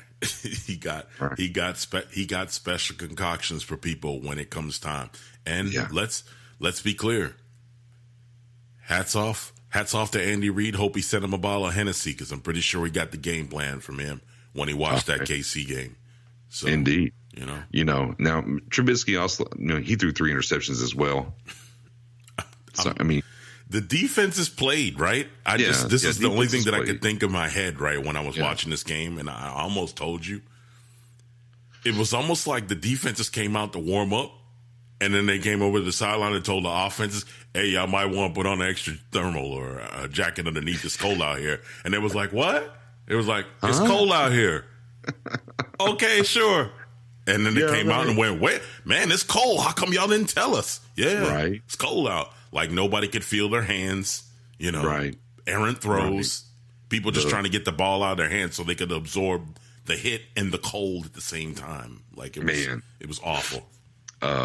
Both sides missed a field goal. Yes. So there's the kickers as well on both sides. Now, of course, Khalil Mack, another strip fumble. Yeah, another sack. Yeah. Eddie Goldman with a sack. After I watched the game, because we saw the turnovers and stuff, and the next morning I had to dial it back up. I wanted to look at it again from the all 22 stuff. Yep. I tell you what, and not only do I think Nagy really outcoached McVay, but the other thing is, cold or not, and maybe it wasn't about the cold, I'm going to tell you what, the thing I noticed about this defense, and I kind of know, the Dallas defense here's the Dallas defense, when I watched the Saints, Dallas, smacked them, is what they did, and said, we're here. Right. It's kind of what they did. Right. This was different. The Bears just kind of said, hey, guys, like a little anaconda, and wrapped around and then just squeezed the whole entire time. Yep. And those front guys up front, I know I've talked about Hicks before. Let me talk about front 7 all season, bro. And let me talk about Goldman as well. Those 2 guys are a severe problem if you can't block them up front, because if they are able to get that push and everything else, them linebackers have a field day then. And I don't care which ones they got rotated in and out, because we know they have the rotation. But the difference in this game, of course, in December, what do we keep saying? Defense. Run the ball. Yeah, run the ball. And play defense. And Jordan Howard was able to run the ball. Defense is travel too, boy. Yep. 19 carries, 101 yards. And they don't care about the weather. Offenses care about the weather, running the ball, and defense don't. Tariq Cohen, 9 carries, 69 yards. They were able to run the ball, and that was the difference for them. I automatically gave this game, though, to the Bears. When I found out they were playing in Chicago, I was like, oh, that changes everything. It's going to be cold. And then I dialed up the temp. Yeah. People's fingertips feeling like ice cubes at the end. Hey, man, I tell you what, I don't think the Rams want to see them again this year, and I'll leave it at that. That's how I feel about it. Say it again, bro, because that one sent chills through me. Go ahead. The Rams do not want to see the Bears again. No doubt about it. They don't want to see. They don't want to see those monsters of the Midway roll up into Los Angeles real quick. They don't want that. Nah, keep them away. So this Monday night game, Trash. Ugly. Trash, bro. Final score doesn't look too shabby. 21-7 Seahawks win. But if you watch this game, trash. What's my boy Nick say? Trash can punch. Trash can punch, bud. I mean, Russell Wilson, 10 of 20, 72 yards, in a completely boneheaded interception inside the 5-yard line. Run game, obviously, well for them. Chris Carson, they we've been talking about that all season with Seattle. Their biggest key is they've been able to find that run game again. Yep. Carson, 22 carries for 90 yards and a touchdown. Russell, 7 for 61, but a little misleading. He had the big break in the fourth quarter for 41 or 42 yards. Yeah. The rookie, Penny, who had an exciting run as well. He ran like 83 yards for like a 15-yard game, but it was exciting. 8 carries for 44 yards, and even Mike Davis chipped in with 3 for 22. And then not only the bad pick from Russell, but he had some guys open deep, and he was missing them, man. Yeah. And of course, flip it to the other side. Kirk, my $84 million cousin, 20 of 33 for 208 and a touchdown. Dalvin Cook, 13 carries for 55 yards. They didn't really try to run Latavius Murray that much, but as I was watching this game, of course, Dan Bailey got a field goal blocked. Very questionable. Let's be clear on that real quick, because at the time that this happens, it would be a 6-3 game. Right. Okay? Right. We're not, because Minnesota gets all the way to the 1 or the 2. They go for it on 4th down. They don't get it. They get the stop. They drive. They're in field goal range. And Wagner gains leverage on his own guys to hop over the center and gets the block. They threw the flag. And picked it back up. And then they picked it up. I said, smells like home cooking. And then the rest is history there. Yeah. But watching this game in Minnesota, there's been some tension with the offensive coordinator. Yeah. And he was fired today, obviously. Yeah. Yeah, some notes on that for you.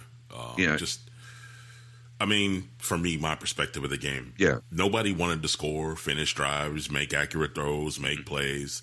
The thing I definitely noticed was Minnesota offensive line was intimidated. I just seen them getting shoved around, man. Like, it wasn't even cute. Like, in the slightest. Like, dudes are, like, scared. Like, no. You can have the quarterback. I'm going to move out of your way. Okay, don't hit me. That type of stuff. Them old lookout blocks. Yeah, like, hey, look out. Look out. Here he comes. Side note, Bobby Wagner in Chicago would be unbearable. You see what I did there? Anyhow, yeah. I see that dude's a monster, bro. Like, monster. Hey, we can just replace Sean Lee in Dallas with Wagner. How about that? Why you got to get everybody, bro? Oh, well, you try to get him first in the game thread. I'm just saying. Oh, shut up. Anyhow, definitely, Monday Night Football crew made mention of the tension between Zimmer and DiFilippo, and I wrote this in my notes last night. I was going to say, he was the quarterback coach for the Eagles last year, correct? I believe so. He was on the Philadelphia staff. I thought he was the quarterback's coach. Was he? Yeah, I know he was definitely from the Eagles staff. I'll dial that up. Go ahead. I'll dial that up. No, because I remember I'm thinking about the guy that they replaced him right now. That's what's kind of got me confused. Like, they got Stefanski now as the OC. Right. And I know, like, we were trying to get him, but the Viking was like, nah, hands off. So this is kind of where I'm like, man, if you knew you kind of had that issue and you just dragged dude over there, like, why'd you even drag him over there? Like, it just seems like there was something off about that whole relationship and how it started. So, right. Like, but and when I was making my notes last night, it was basically like, changes coming for that organization, not sure what. And then DiFilippo was fired today. Two things quickly. Noticing a trend I'm not sure I like in the league. Head coaches calling out assistants. I'm not really sure. BTW, just a quick history on him. Yeah. 2015 offensive coordinator for Cleveland Browns, and yes, 16-17 quarterbacks coach for Philadelphia Eagles. Go ahead. Yeah. I'm not sure how I feel about head coaches calling out assistants. That doesn't promote team camaraderie, unity, anything like that. Anything like that you ask your players to do when you're trying to deliver, a rallying cry, a speech, a lesson. Like, I'm not really thrilled about that. And Zimmer calling out DiFilippo, nah, wasn't really thrilled about that. Also, all them weapons in Minnesota, I've had my comments about this particular quarterback, but all them weapons is a lot of money to be paying for 0 points from a quarterback that you just guaranteed $84 million to. They got 7, though. Yeah. Cousins hasn't beaten a team with a winning record. He's 4-24 against those teams.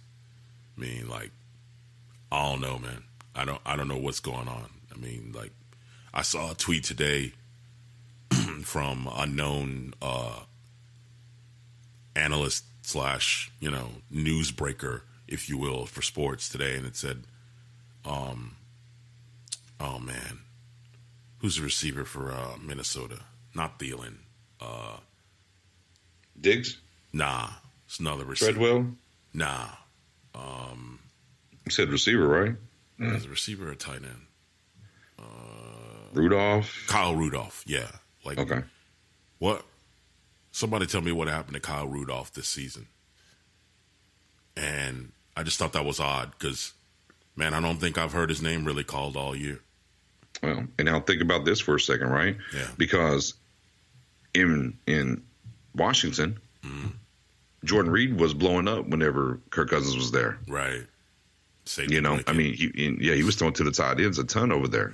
So much so they went and got even Vernon Davis, right? And they were running 2 tight end sets and stuff. Right. To me, watching that game last night, it was like he was trying to do to me, and this is why I wanted to bring up him being the quarterback's coach over in Philly. Man. It was almost like they were trying to run the offense that they were running with Carson Wentz last year. Here's the difference. Yeah. Carson Wentz can run the ball. Right. Yeah. On your read motions and options and stuff like that, the defense has to respect Carson Wentz. They're not going to respect. Yeah. They not don't once are they going to respect Kirk Cousins to take off running, and nor should they. And them option plays is what got Carson Wentz in the situation he was in last year and now this year. So. And then when they were down there on the goal line. Yeah. Trying to score at the very beginning, before this game got out of hand. Yeah. And you're running Dalvin Cook. Hey, Dalvin Cook's not a big guy. Yeah. And you're running him from the shotgun off of a read option motion. That's not smart football. I'm sorry. Yeah. That's just not very. Watching the game, I could definitely see why Zimmer was frustrated. I agree with you. You don't take that public. You want to move on from the guy? Move on from the guy. All the extra, because here's what you did. You basically told Seattle when you were coming into this game, well, we're going to run the ball, get ready. I don't tell them nothing. Have them talks behind there, show up. But they were ready for you to run the ball. Yeah. Well, they loaded up on that. But even beyond that, the blocking schemes or whatever the case, it is, with them not blocking per se, and seeing Frank Clark just, twist and just, oh, excuse me, hey, glad you're here. And, get to Cousins. Just a lot of the play calls in general, I'm just like, yeah, this isn't good at all. Yeah. Not one bit. Now we'll see. They got time. They got a chance to fix it at 6-6-1. Yeah. Better do it pretty quick. Yeah. Obviously. Yeah. Tough stuff. I mean, I don't know, man. I got my thoughts on Cousins, man. I'm just I hear you. He ain't the. Nah, that ain't. I hear. To be determined, obviously, with what happens with the offensive coordinator. And of course, I pretty much, even though they haven't sealed it, I think we can pretty much go ahead and say Seattle's in the playoffs as the 5th seed. I think they're going to hold that 5th seed down. Also, too, for whatever you make of DiFilippo, he will be a wanted head coach prospect in this offseason. People will look to hire him. Now, I don't know how much burial capability that Zimmer has, but if he can bury him before he gets a head coaching job, well, I mean, go right ahead. But I think at the same time, he might have endangered his own career doing that. Quarterbacks coach, Cleveland coordinator, quarterbacks coach, and then what happened in Minnesota, obviously not pretty. Mm-hmm. Of course, they kind of went with, now the guy that they replaced him with, like you said, Sherman tried to take him to the Giants. and they blocked that because they thought pretty highly of him, and now he gets a chance to be coordinator. Obviously, true story. I don't know. I don't know about head coach. I mean, I'd be hesitant.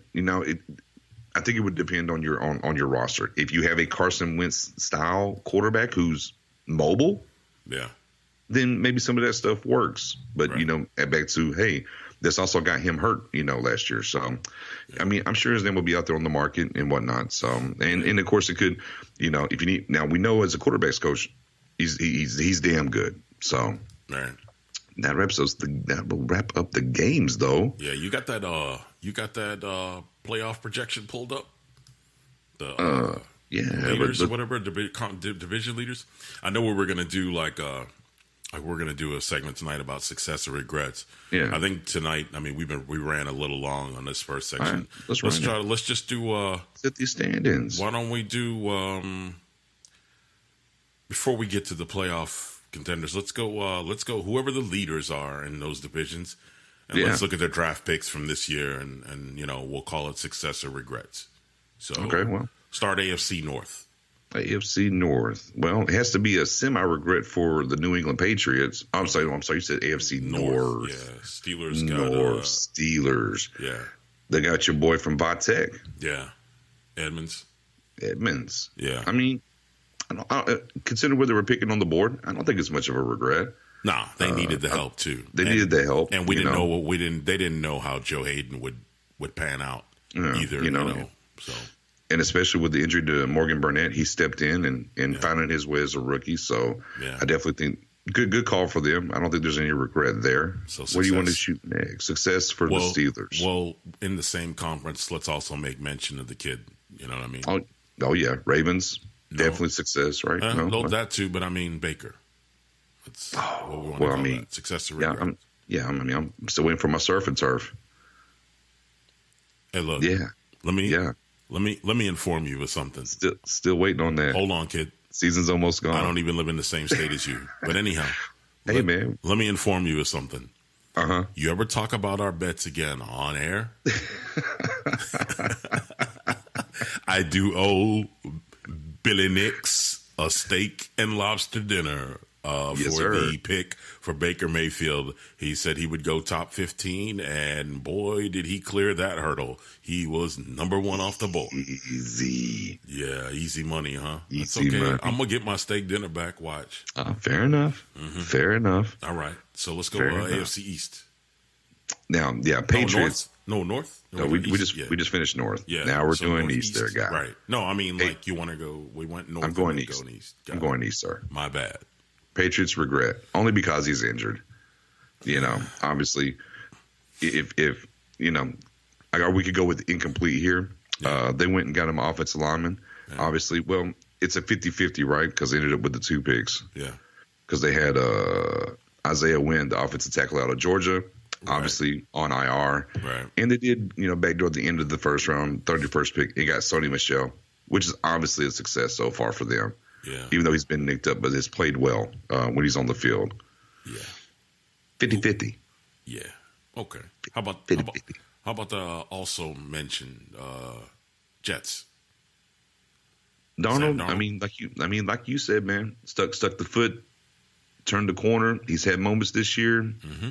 They got the cap. Go get him some weapons. Maybe a Le'Veon Bell. Yeah. Maybe ring the bell for him. Definitely call that an incomplete because we don't have the coaching sorted out. We don't have the weapons for him. But I think he's going to work there. Yeah. I think there or somewhere else. I mean, because we don't know. It's the Jets, so he may wind up somewhere else. No doubt. Who else? Also rants. Let's talk about Josh Allen too. Same conference. So I mean, he's success or regrets. Man, he's incomplete. He's a hell of a running back. Yeah, I mean, I definitely, when we were talking about it earlier, I just was like, kid, you might want to be running back or tight end, bro. Yeah, but I mean, the gun. I mean, we've seen the gun show off and make some plays with his arm too. I mean, to be fair, and he's definitely seen some things there from him. And he's tough. Like he's Cam tough. Yeah, but he's also been Cam injured. I know, but he's Cam tough. Yeah. I mean, I'll tell you what. He's done better than I thought he would do. Yeah, I definitely thought. I will say think that it was because all that. I thought this is a situation where he needed to sit till the end and don't play from the jump. And then the way they handled the AJ McCarron situation and what happened in the Peterman, and obviously he had to play. Mm-hmm. And he's been a pretty quick study, it seems, so far. Yeah. So also on that squad too, Terrell Edmonds, got drafted by the Steelers. His brother Tremaine Edmonds. Yeah. Yeah. Mm-hmm. Yeah. He's success with him. Yeah. Yes, definitely. How about the Dolphins? Minka Fitzpatrick. I won't answer. I don't want to sound like I'm jaded. Roll Tide. Yes, sir. Next. Roll Tide. Success. AFC South. Yeah. South side. Let's go. The South side. Colts. Yeah. South. Quentin Nelson. Yeah. I said it before the draft. He was number one on my big board, period. I get it. Guards don't go number one overall. Thought he was the best player in the draft. He'll be there for the next 10 to 15 years, and then Canton will call his name. Success. Right. Damn right. Who else? Who else in this? Texans. How about the Texans? How about the Titans? Rashawn Evans, Bama. Oh, yeah, I forgot what school he came from for a second. Yeah, see, I don't want to see. Look at you, can't help yourself. So you getting ready. That New Year's is getting close. I can see you were quiet. Yes, you was quiet for a while. You was on Cupcake School. We're not going to mention that school. And I see the closer we get to that New Year's, I see you. Well, you done fitted a lot of Roll Tide. I see you. Hey, you know what? I ain't mad at you. You know me. I'm a realist. You know what? Certainly, we love to win championships here in Alabama, Tuscaloosa. But let me tell you something right now.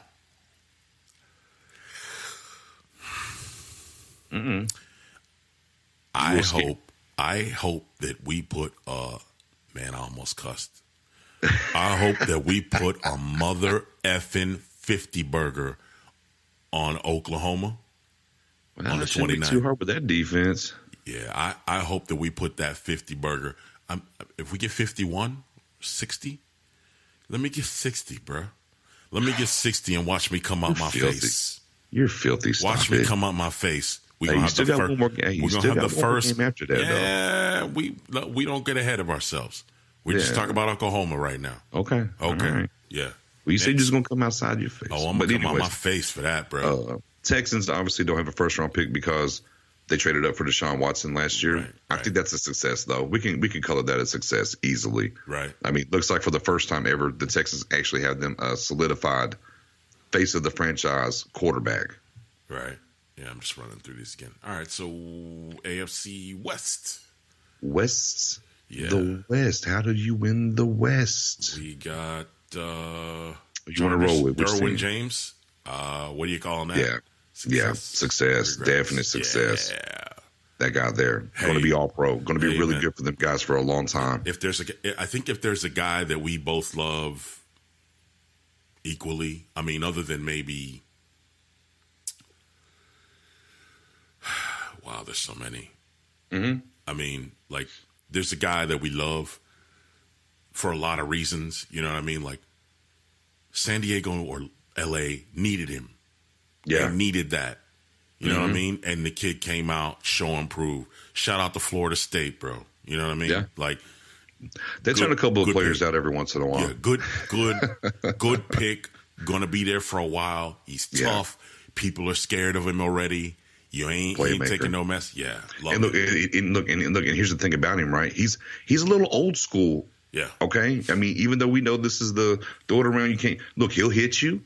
He'll cover. Hey, he'll pick it. And guess what? Oh, he'll blitz and go get the quarterback too. I mean, he's a jack of all trades. He's not just a Minka-ish, Landon Collin-ish. Yeah. You know, he's a jack of all trades, man. Yeah. You know, I was definitely one of my guys that I wanted in Dallas for sure, you know, during the draft. Yeah. That guy, but I mean, like we said before, just fit. They finally replaced Weddle. Yeah. You know, and he's just going to be there. Yeah. Yeah, he's just definitely going to be there. Yeah, and that's definitely one of the guys I remember you talking a bunch about too. You definitely wanted Derwin. Who else? The Chargers. I think that's it. For the AFC West. Yeah, AFC. Yeah, because Chiefs didn't know first round pick for them because they traded up for that guy Patrick, the legend of Patrick Mahomes. So let's go. NFC North. East or NFC North. NFC North. NFC North. Yeah, I mean, what we got? Roquan Smith, success. I mean, just adding to that defense and helping that rotation. And man, shout out to a draft pick landing in a good fit. Man, for sure, good fit. So, no doubt. Who else we got? NFC Packers, Jair Alexander. I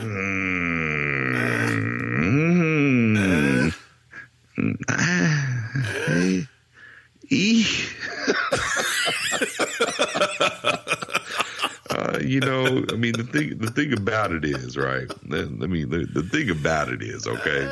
I'm just gonna say the thing about this is, when you I think that's the first time we've both been like, not really sure. Let's call on a third party to mediate. You look at the board, right? Right. Okay. Yeah. You're like, okay. And there's a guy picked right behind them. Oof. I mean, correct me if I'm wrong. Did Packers maybe need linebacker help? Yeah, I know old Clay looks young, bro, but he ain't getting no younger. I mean, hey, the directly after you is Leighton Vander Esch, and then two more picks behind that's Rashaan Evans, who you wanted. Hey, I was a fan of Rashaan. You called me after it. You called me after they picked Leighton Vander Esch. Like, I think I need some counseling. Why they pick him? They could have went for Rashaan. I think we said it at the same time too. Yeah, I was like they could have gone to Rashaan. Like we said it at the same time. Yeah, it was like Rashaan. I mean, for me, obviously, as DJ Moore was my pet cat, obviously. But I mean, a lot of crow has been eaten from a lot of people around this world on Leighton Vander Esch. I just pray the kid stays healthy because no doubt. Maybe that old necro is going to keep him healthy. Yeah. I definitely pay attention to that. That's the old school. That Brian Cox. No doubt. So I just, I want to give it, that can't be a success for them. Not when I look at their team and you can see some of these things that fell directly right behind them in this first round. Mm-hmm. A little tough pill to swallow there for old Packers. Well, we got. Wait. What about the Vikings? I mean, the Vikings are in. Let's see who the Vikings. Oh, Mike Hughes. Yeah, Success. UCF. Yeah. Hey, wait a minute. He was picked 30th, right? He's a cornerback. Yeah. Green Bay picked 18th corner. Okay, next. What's division? Horrible. Listen to you. Anyway, NFC North. What else we got? All right, so we got. I think we're all done there. How about Detroit Lions? Frank Ragnow. I mean, he knows how to practice in the snow. I mean, maybe got some practice. Maybe got some practice in the desert. Yeah, Arkansas. Since it was in Arizona, I mean, NFC East. Let's go. Okay, all right. So Cowboys, Leighton Vander Esch, success. Yeah, success. Who did Philly? Philly traded out and energized that defense. Very much so. Saquon. Redskins got that boy from Bama. Mm-hmm. DeRon. Yeah. You ain't got to tell me about him. I know what's up. Yeah. Success. And Giants. I mean, definitely success, right? Yeah. I mean league, there's no Saquon. Probably in contention for league MVP or at least rookie MVP. I mean. Right. Yeah, for sure. He's him. It's going to be him or Baker, man. That's going to be the rookie of the year, no doubt. Yeah. What else we got? NFC East. We got West with that West side. Is that it? We all good on the East? Yeah, we did Northeast. Yeah, I mean, right, so South. Eagles traded out. Remember, Eagles traded out of the first. Yeah, that's right. So South. Let's go. We got Bucks. Well, the Rams traded for South of Shepard. Yeah, they got Vita Vea. Incomplete. He's hurt. Well, no. I mean, he was hurt early. Like he was hurt in preseason, and I say it's incomplete because he hasn't had any decent coaches since he's been there. He had a coach, and then they have a replacement now. Got fired. And then when he's got poor head coaching, and so I mean, he's got a decent group of guys behind him, but they're going to need to make a lot of changes on that defense, man. Yeah, like I know it's coming.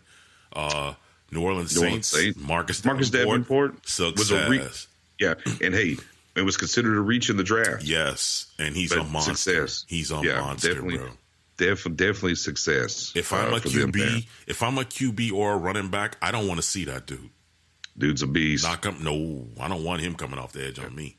Dude's a beast. Falcons. I mean, Ridley. Success. Yeah. Say so. I think Panthers. Where did DJ you Moore. from again? Roll Tide. Yeah. Next.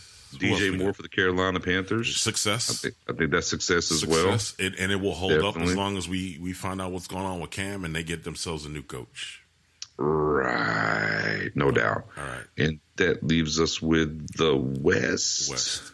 Frisco.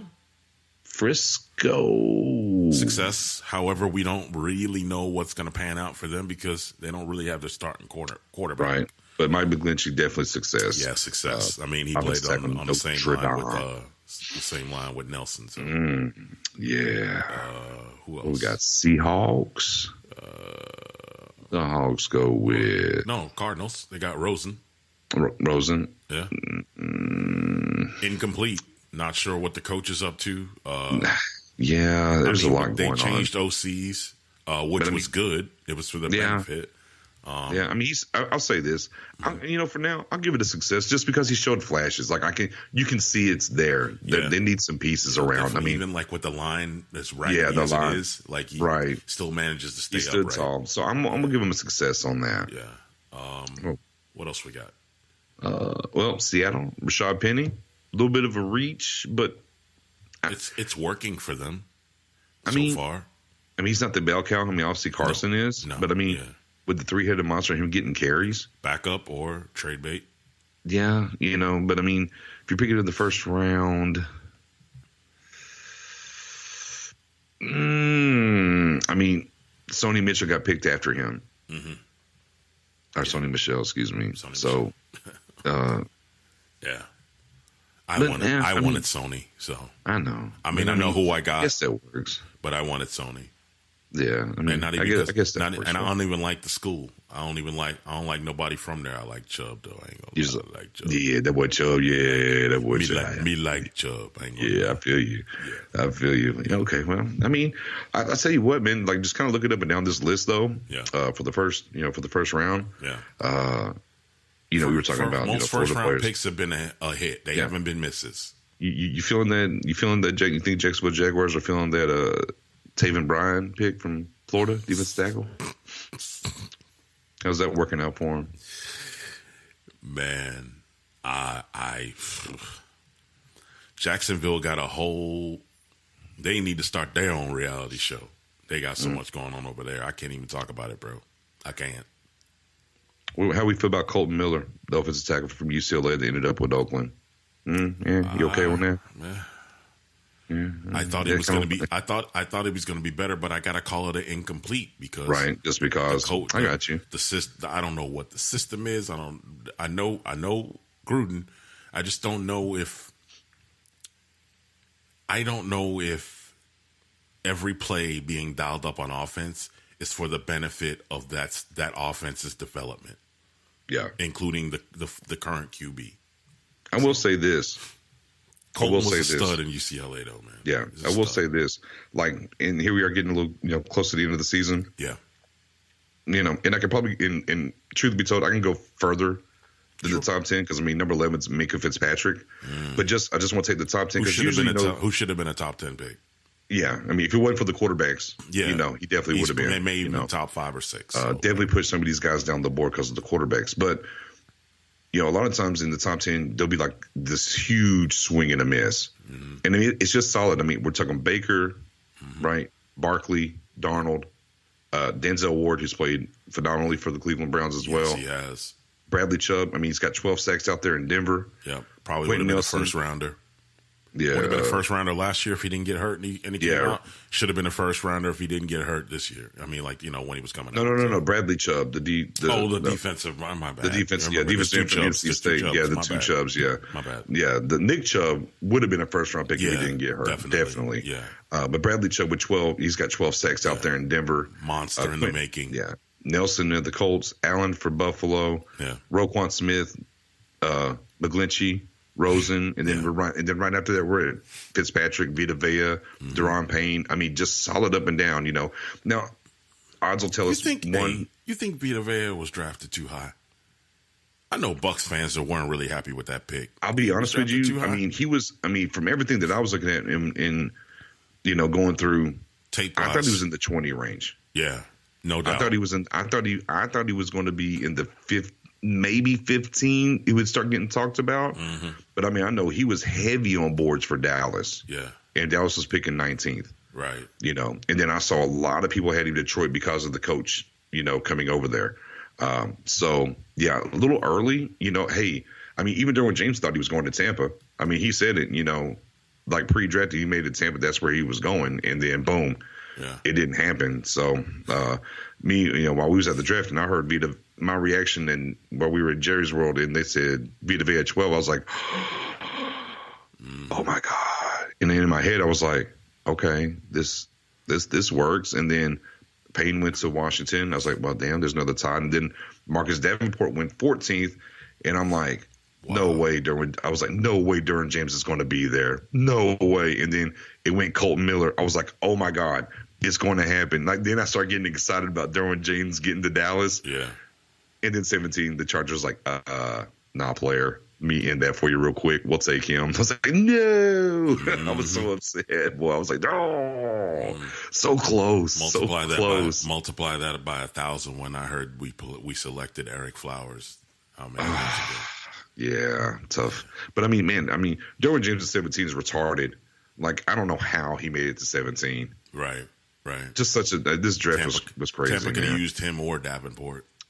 No doubt. Yeah. No doubt. But I mean, just super solid. Like I said, odds will tell you that one of these quarterbacks is going to probably bust, in this top 10 here when we're looking at Rosen, Allen, and Darnold. One, maybe two of these guys bust. But overall, so far, man, super solid. No, just out the gate, like, man, these guys are terrible. Right. No doubt. Ooh. So now, let's talk about these Thursday scenarios, man. Oh, yeah, these playoffs. Yeah, let's talk about these playoff scenarios for third down. Playoffs? Let's talk about playoffs. You're a goof. All right. Well, I mean, let's get to the heart of the matter. Yeah. Rams have clinched. Okay. Saints have clinched. Word. We can pretty much go ahead and say that the Seahawks have clinched a wild card. They're 8-5. They're not going to catch the Rams. Yeah. Cowboys 8-5. I mean, it would take a Hail Mary for them not to clinch the division. All I had to do is win one game.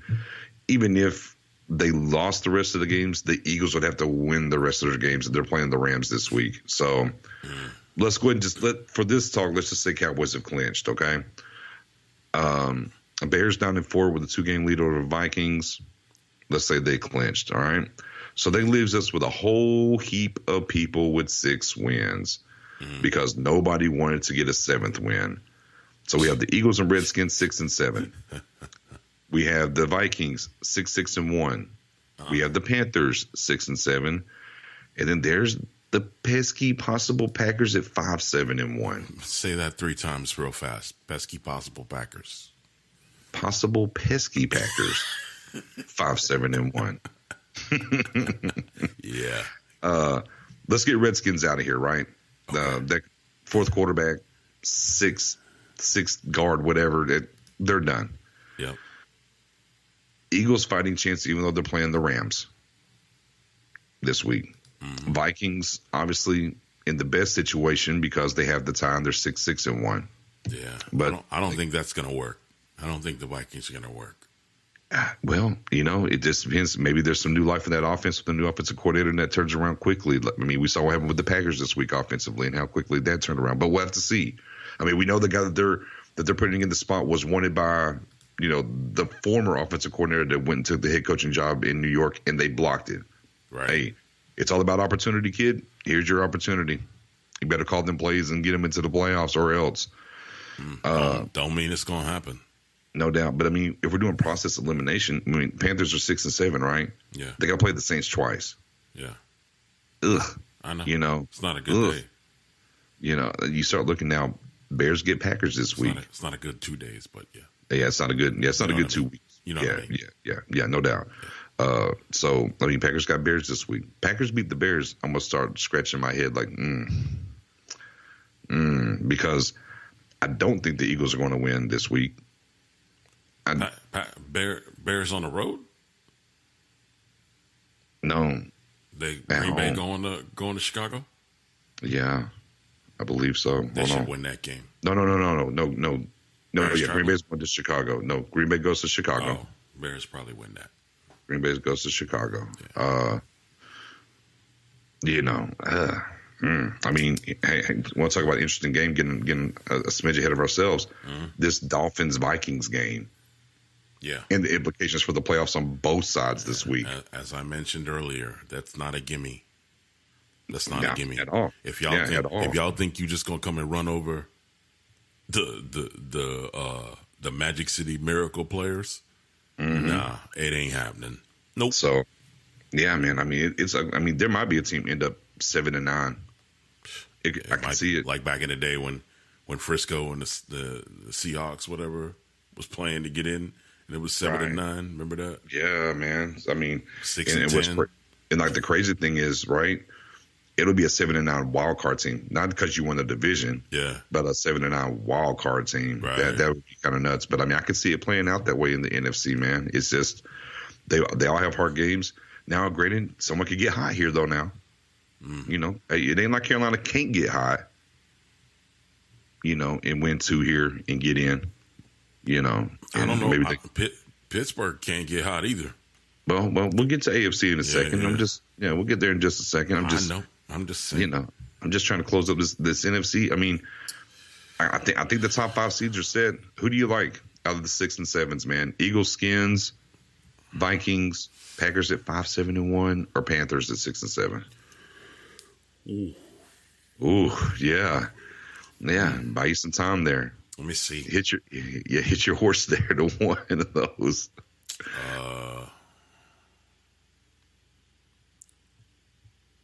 I say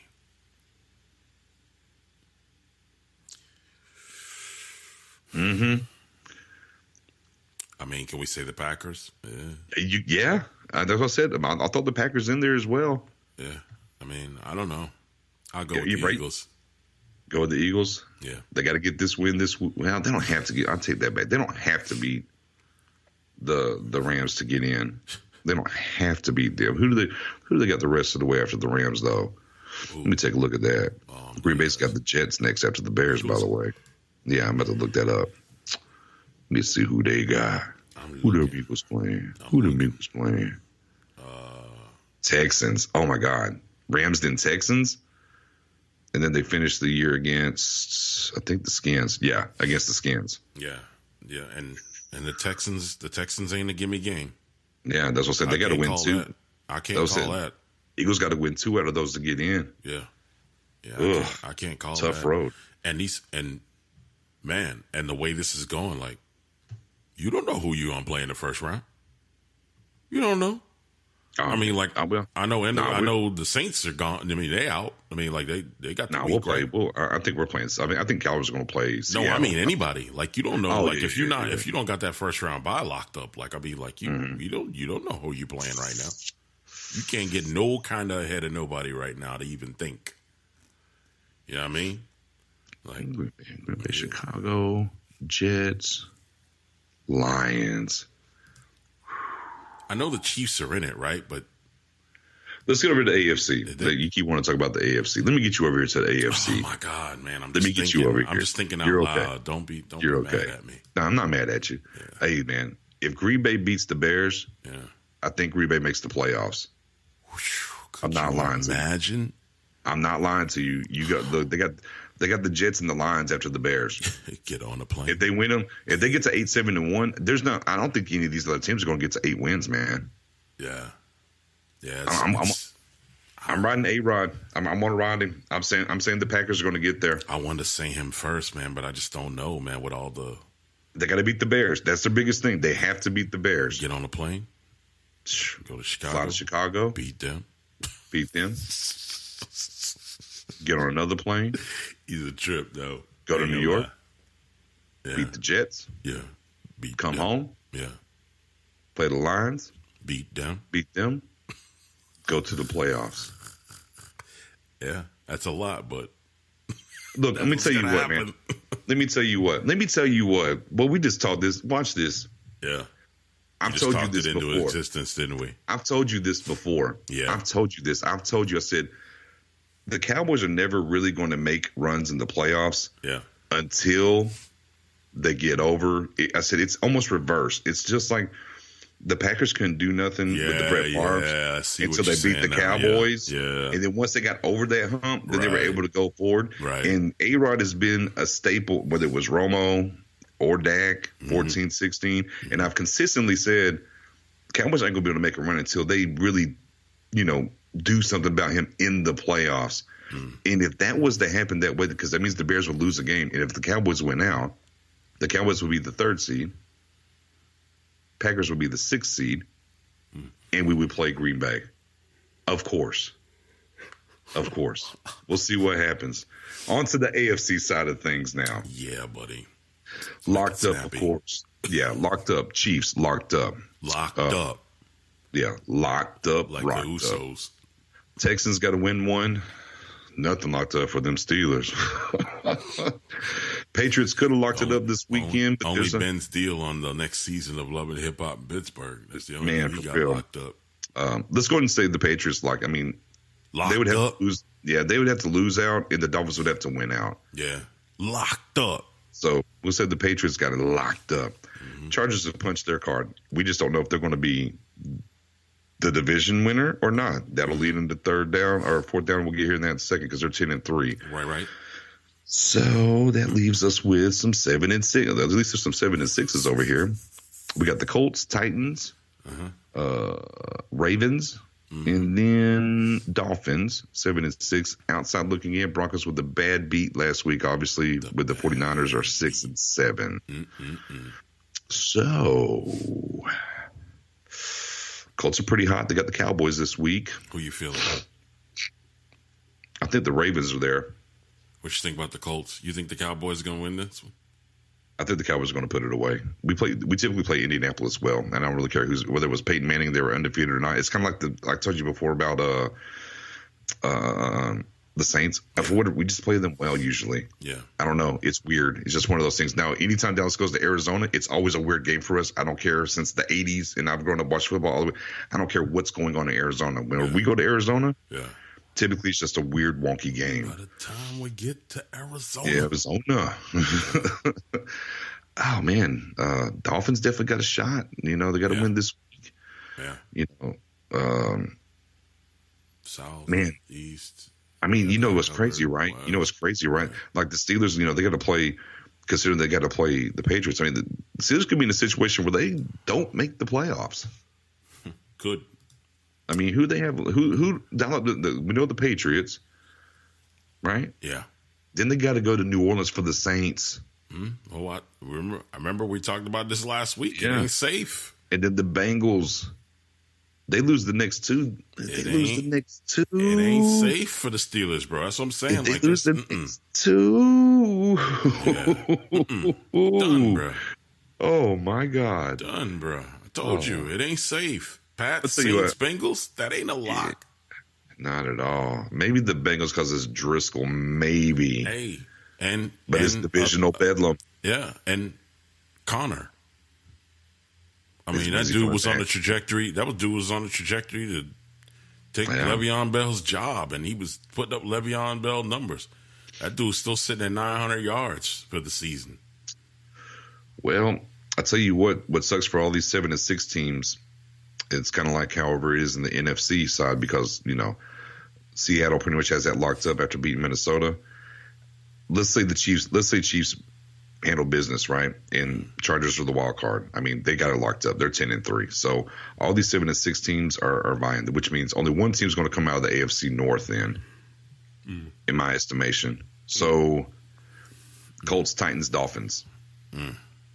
One of those will get the other side. Yeah. I'd like to see the Colts. I'd like to see the Dolphins. I don't think the Titans. Man, I mean, I wouldn't mind seeing any of those. I just don't know if Titans the ain't ready, man. They're too injured. I don't think so either. I don't think so either. Conklin's done for the season. The tight end, they got the other one. He's done for the season. Done for the season. Yeah, I mean, done. Give me Dolphins or Colts in that scenario. Cooked.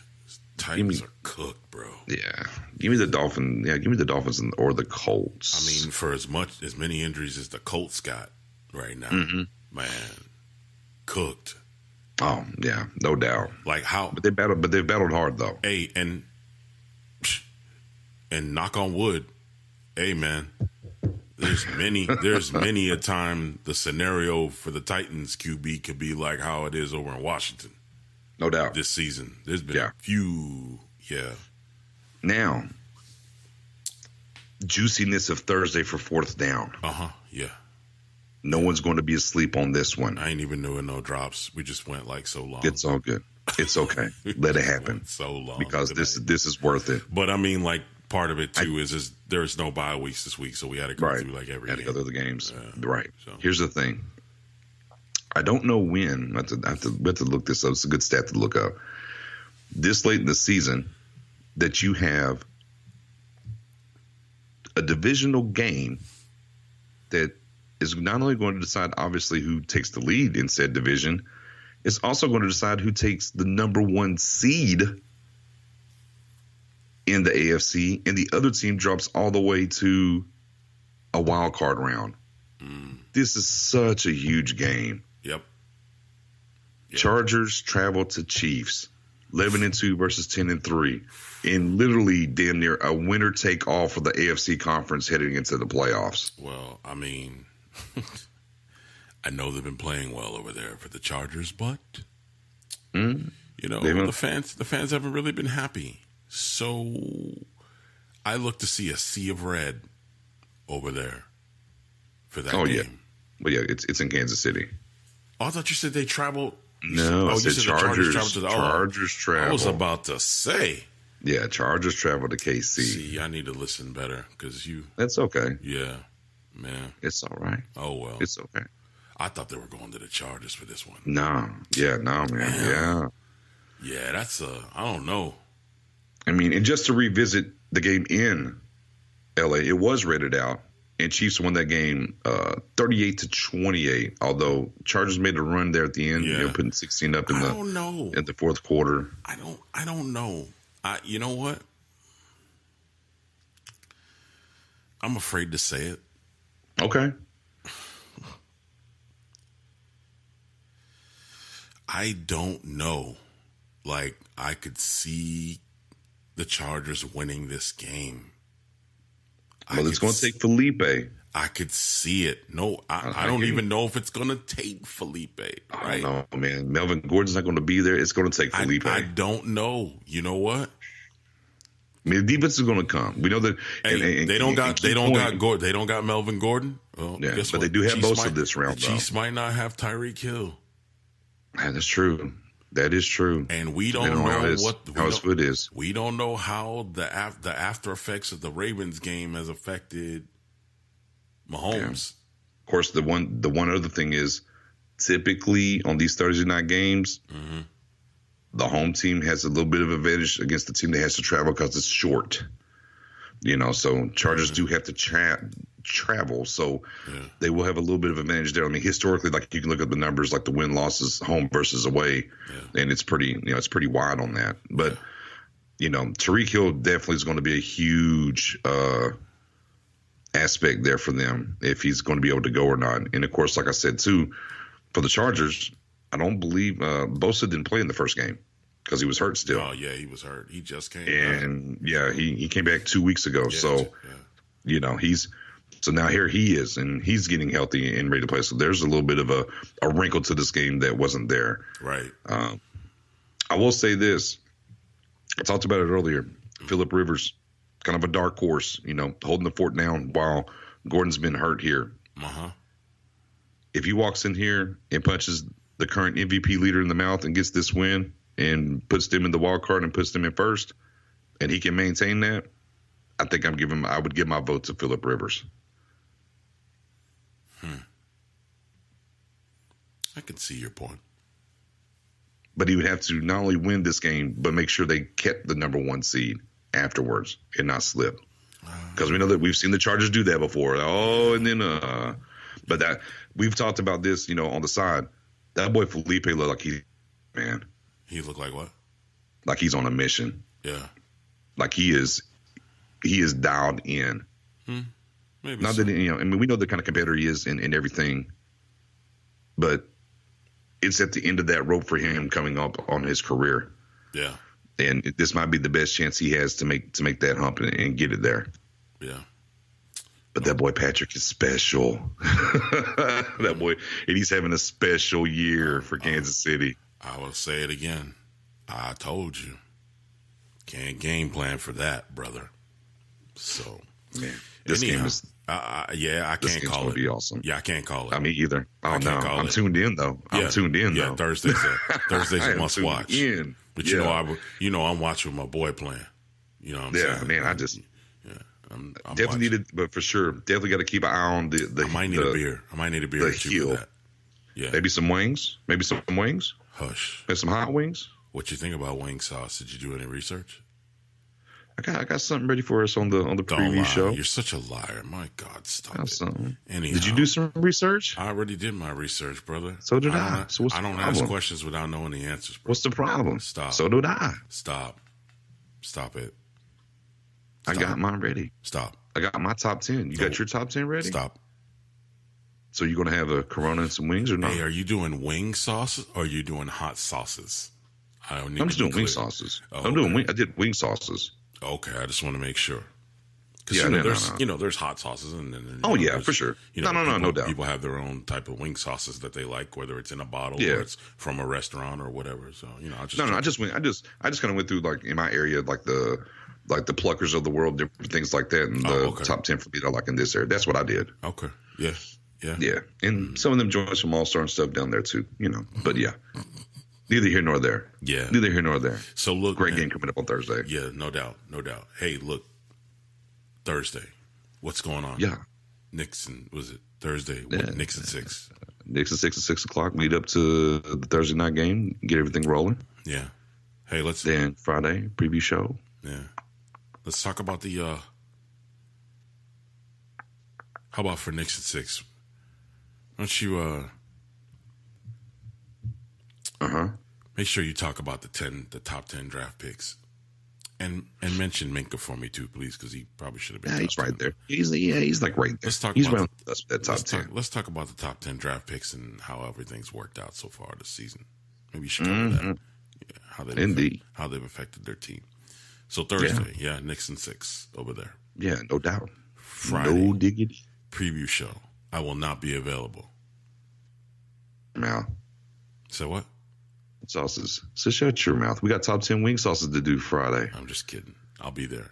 Oh man. Yeah, get out of here. Your network connection's kind of messing up on me right now. So yeah. Is it the witching hour? Is that what happened? I don't know. It says poor network connection. I don't want any problems. But yeah. Word. So Friday preview show. Knicks at 6. Friday preview show. Sorry we ran a little long this week, guys. There was a lot to cover. And we'll catch you the next time. Thursday for Knicks at 6. You got anything else? Yeah. Go Cowboys. Oh, yeah. Yeah. Stop cursing on the show. You need to stop that. Roll Tide. How about that? Yeah. Roll Tide. Amen. Deep in the huddle. We're out.